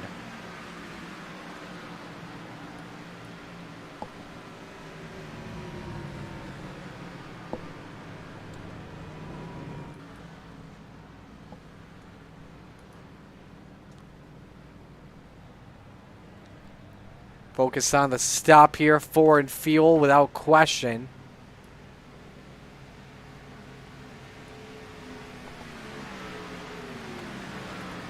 And away he goes.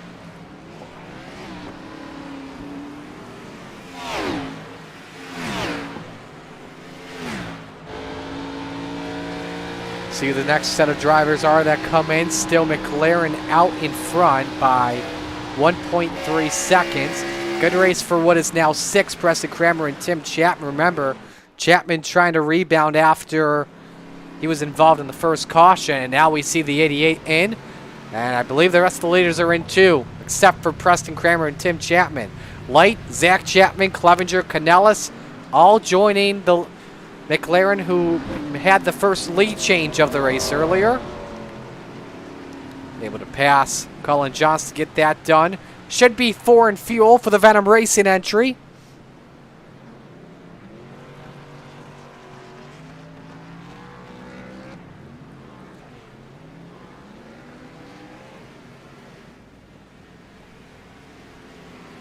And away he goes. So again, as I mentioned, top 4 have already made a pit stop on lap 11. So they've got until lap 42, so additional 10 laps. They would love a yellow flag to come out right now, because then they would all be on the lead lap and this cycle would just change everything.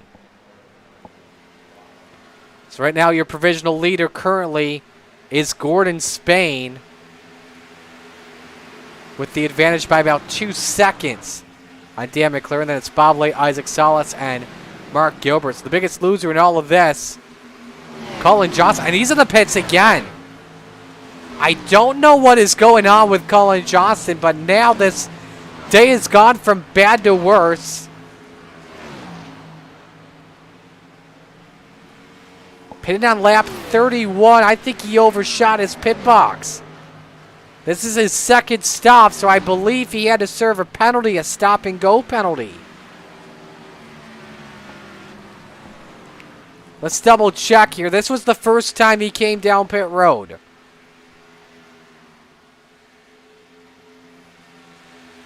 He could not have missed his box because he had pit stall 1.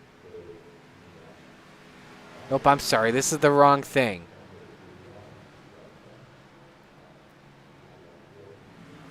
They are looking at it and taking a look. All right, this is it when he came in. Oh, you know what? He backed up, and I'm pretty sure... Nope, he didn't overgo the timing line.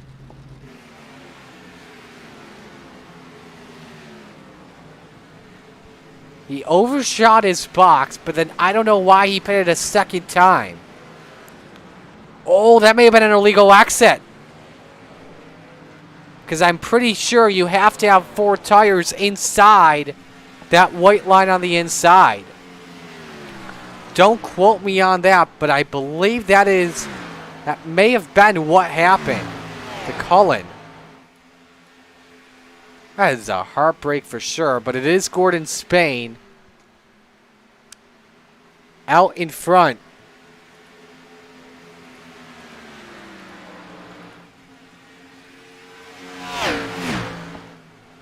Now we have Parmalee back on pit road. So 2 drivers yet to pit under the cycle. Tim Chapman and Steve Bixler all looking for a yellow flag. Get some other racing here on the track as things stand.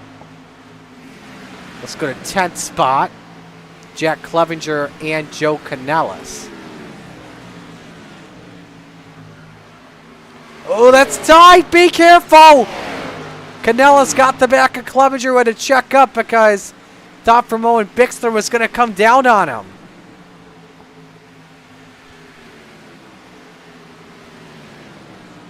And there is rear end damage on that 70, and he's sideways. He caught the apron. You see how that rear end is a little bit crunched up on board. You see the scuffs easily. Don't even have to pull up the telestrator to show you.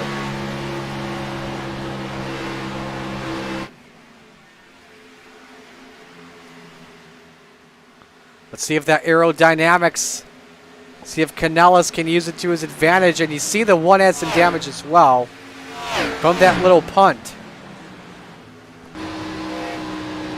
Either that, or that may have been from the first or second caution.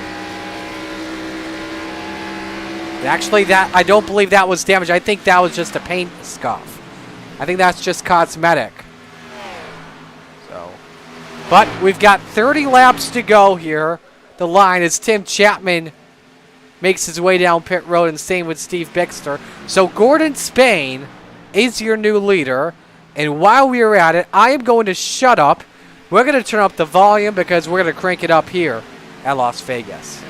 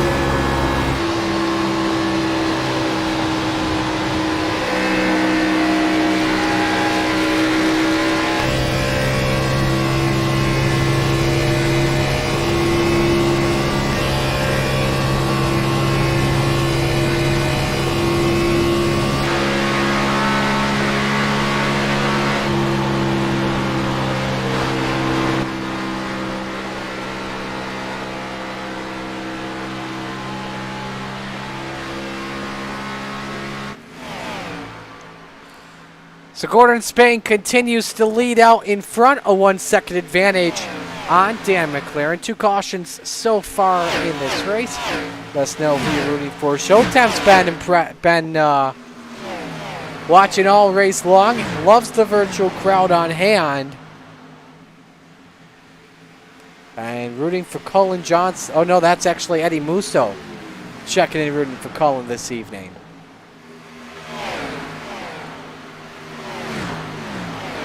Closest battle on track, Greg Parmalee and Tim Chapman for 15th. Nearly a lap down as things stand. Remember, Chapman's got the fresher tires by about 7 laps. Next target is Andrew Coopersmith, who's about a second in front of him, 1.5 seconds in front of him. Best battle right now, because of that, a pair of Venom teammates, Mark Gilbert, Isaac Salas for 5th. Saw right there, Gilbert got tight, Salas has a run.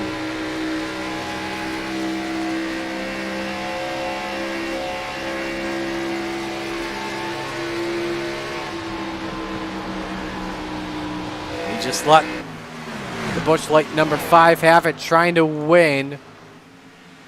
Believe it would be 2 of 4 races. He won the big block race earlier tonight.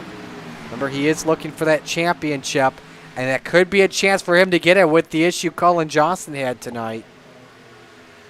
It came to pit road. I don't think it's going to happen, though.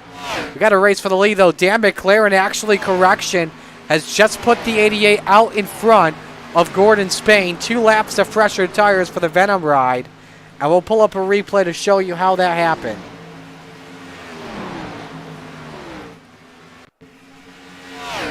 Just had a nice draft off of Gordon, and I believe they stayed side by side for about a lap or so.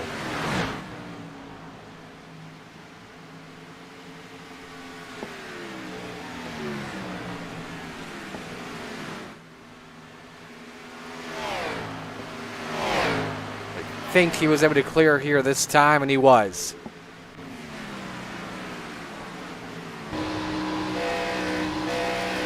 So Soupy out in front with 23 laps remaining. And we got a couple of other good battles here on board with Devo. Donovan Ross looking to break into the top 10 on Roland Olsen. Ross started from 14th tonight in this race. So he's had some points where he's been in the top 10, of course, with that first caution being a factor. And a good clear on Roland Olsen, a man that started from 4th tonight. Best qualifying run, I believe, of the season for Hollywood, if not the best I've seen personally from when I've called races. Let's go back to Clevenger and Canals because they have had a good battle in the last 10 laps or so. And this is the race for 8th on the track.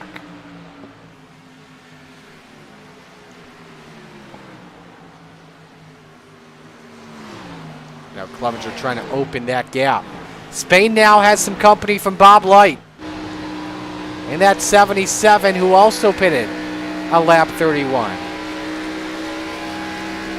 So this long run has the advantage for the guys that pitted later.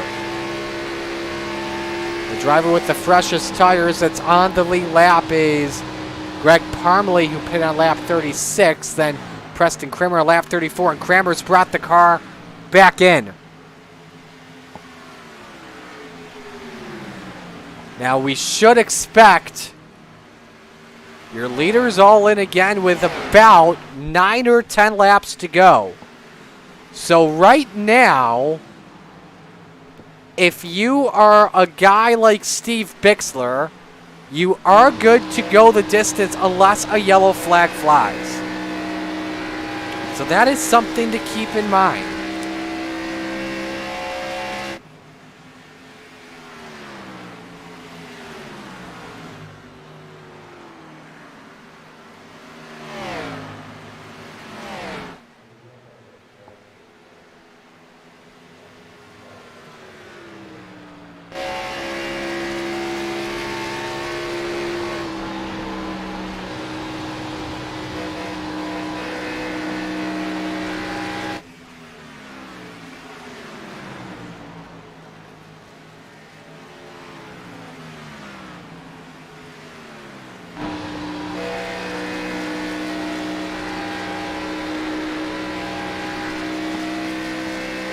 So Gordon Spain now on pit road.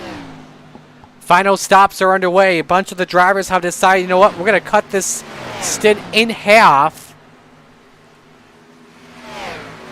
and run it the rest of the way, topping off on fuel. If you pit later, you may have the advantage, though, because you can take less fuel. Bob Light now on pit road alongside Isaac Salas and Hollywood.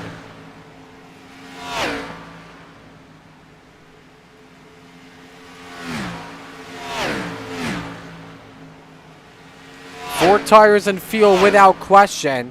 What everyone doing, but does somebody gamble and take less fuel? Amongst the drivers that are currently pitting at the moment, everybody's doing 4 in fuel.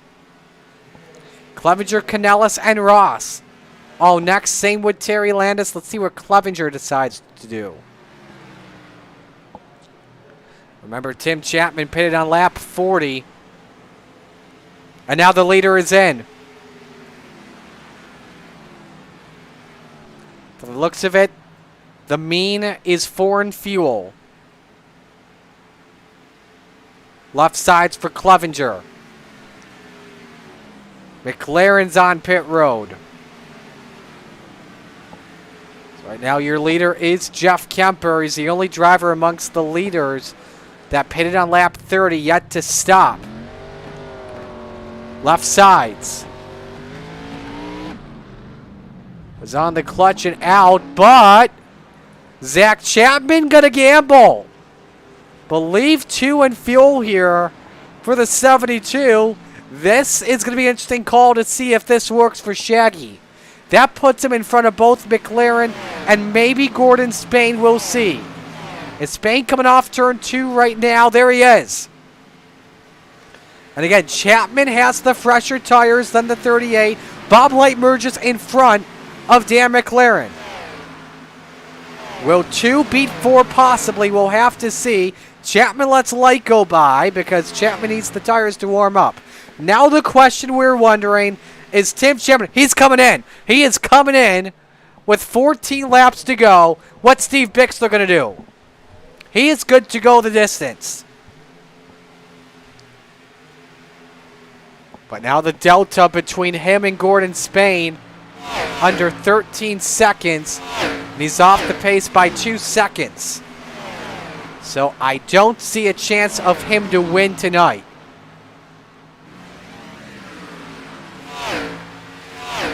Dan McLaren passes Zach Chapman for 4th. I like the call, though, from Shaggy to go with the gamble. See if that helps him out with track position.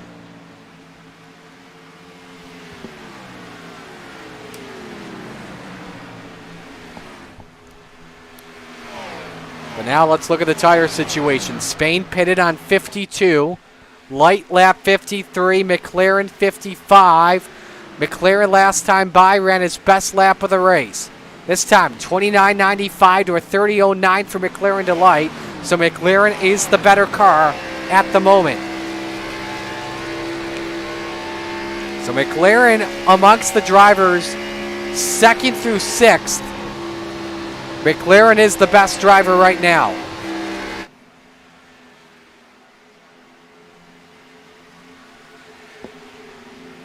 And a run on Light. What could be for 2nd. Meanwhile, between Bixler and Spain, it's 8.2 seconds. And dropping each and every moment Bixler turns. He needs a yellow badly. 13 drivers on the lead lap. That could put Bixler with the freshest tires of the bunch right now. And there's the rest of the pack that are battling for the win. As you see Spain put a lap down on Jeremy Tate, who is right now your free pass car as things stand. He would love a yellow flag to get back in the race. So McLaren up to what would be 2nd. Last time by, he was 0.3 better than Gordon Spain. And that gap is closing in big time. 0.3 the gap. 9 to go. 0.3 closing once again. McLaren can pass him this lap. He's in striking distance.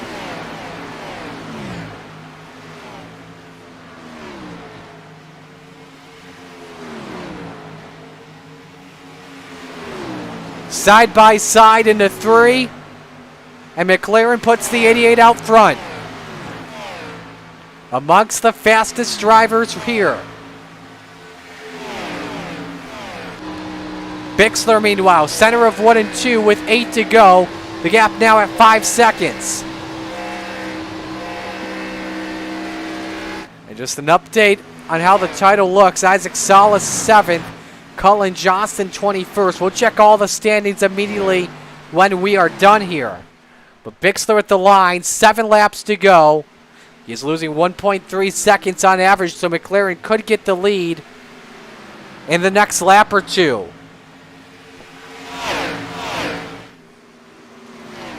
And now we watch Spain and Light race for what's likely going to be 2nd at the end. Zach Chapman, he's lost some time to both McLaren, Spain, and Light, but right now he could finish 4th. Last time by, he was 0.2 better than Mark Gilbert, so that's something to keep in mind. The strategy working out really well, but we're 3 wide with Butcher up top.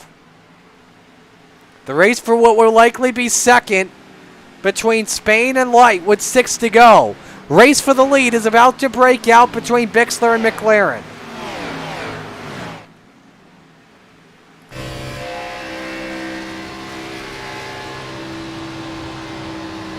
Closing in like Bigfoot and Jaws combined.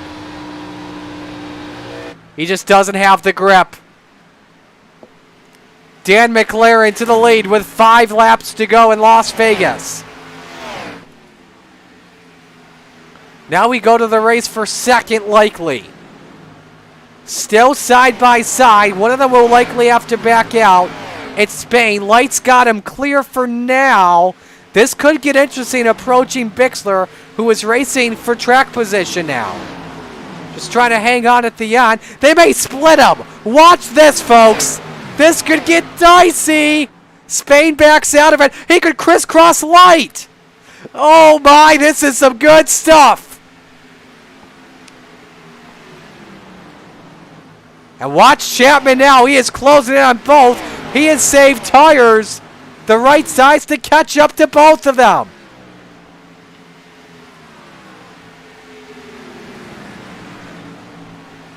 Meanwhile, 3 laps to go for Dan McLaren in the 88.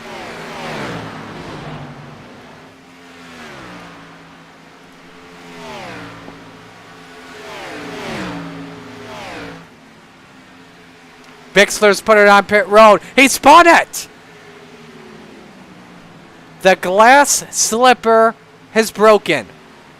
Looking for a good finish tonight. Wow, Isaac Salas in 5th. Zach Chapman has passed Gordon Spain for 3rd. But by 0.4 of a second, can Shaggy get the 2nd spot on an incredible gamble? Did not show the best hand, but took a risk to go 2 in fuel, and it could pay off taking a podium spot and likely the points lead. Highest groove possible, and Chapman takes the 2 spot. But we're coming off for turn 4 this time by. White flag is in the air. 1 lap to go for Dan McLaren. He started 12th tonight in the Venom Racing number 88. We're going to ride with you to the checkered flag with them.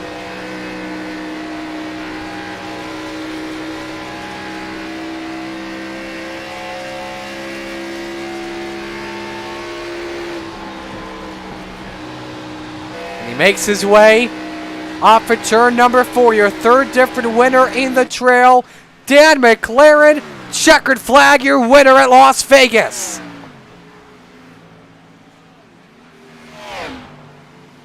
McLaren takes the pot tonight, his 2nd of the season. Zach Chapman with an incredible 3rd place, an incredible 2nd place finish. Bob Light 3rd, Gordon Spain 4th. Isaac Salas rounds out the top 5. If I am doing my math correctly, his average finish to 9th was 2.5. We will stand by to see who the champion is in the Xfinity Series Trail, or the Xfinity Winter Season. The 88 about to do some burnouts here.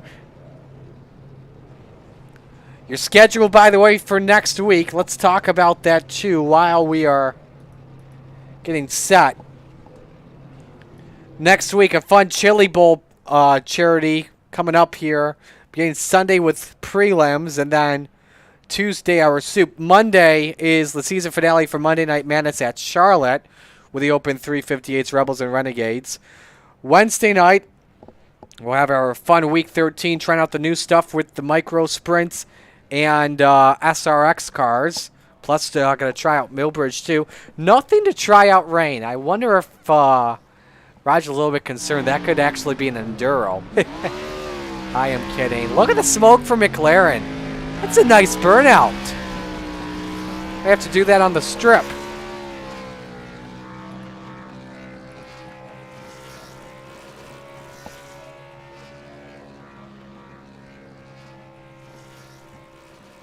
Man, that is a heck of a burnout McLaren is doing. Didn't even blow the engine up too. That's a well done burnout.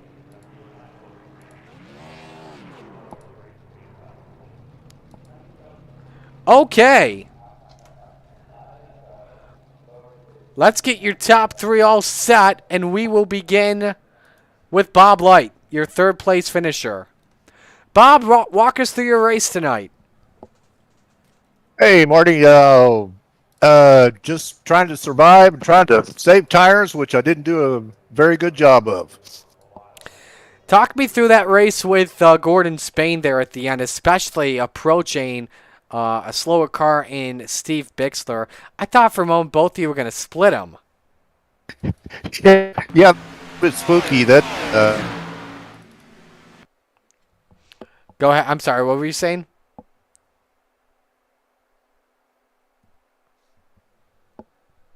Bobby Addis?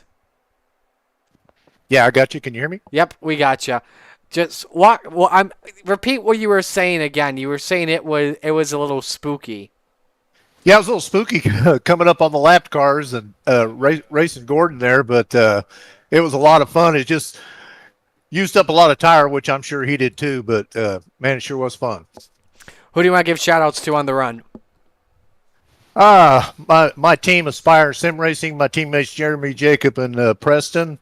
Epsilon Sprint Wraps, Side Job Racing Network, RSN Trackside, Maconi Setup Shop, and as always, the league, and you guys for doing the broadcast. All right, we'll let you go. Great run tonight, and best of luck next week. Thank you.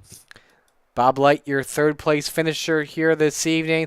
Let's bring in a man that's been in the booth with us all night long. What a gamble, Zach Chapman, to take, 2 tires or fuel only? I believe it was 2.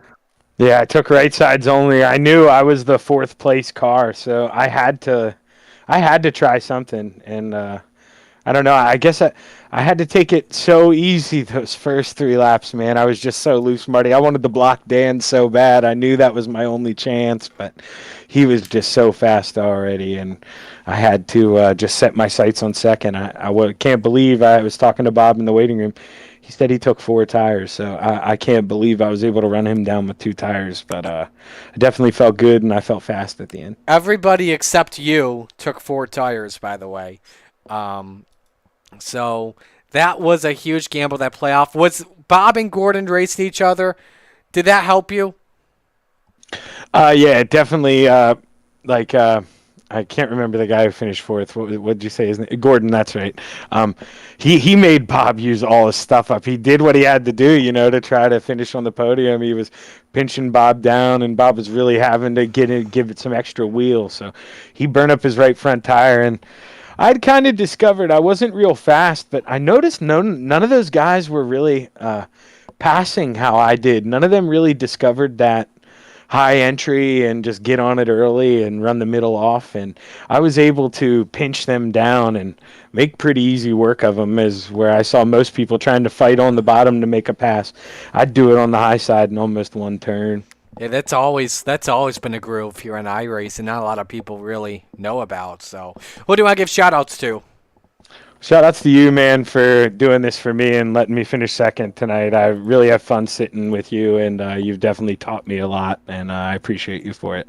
All my teammates at Gambler Motorsports, my dad for getting me this new direct drive wheel last week. I haven't run an asphalt race yet where I don't think I've finished outside of the top 5. These things are awesome. I was always on one of those crappy Logitech wheels, so it's so nice to actually be on something that has some feel to it. And just like to give a shout out to Roger for putting up with all our crap all the time, and obviously a shout out to his wife. Glad that she's home, and we're hoping that she gets back to 100% real soon. Absolutely.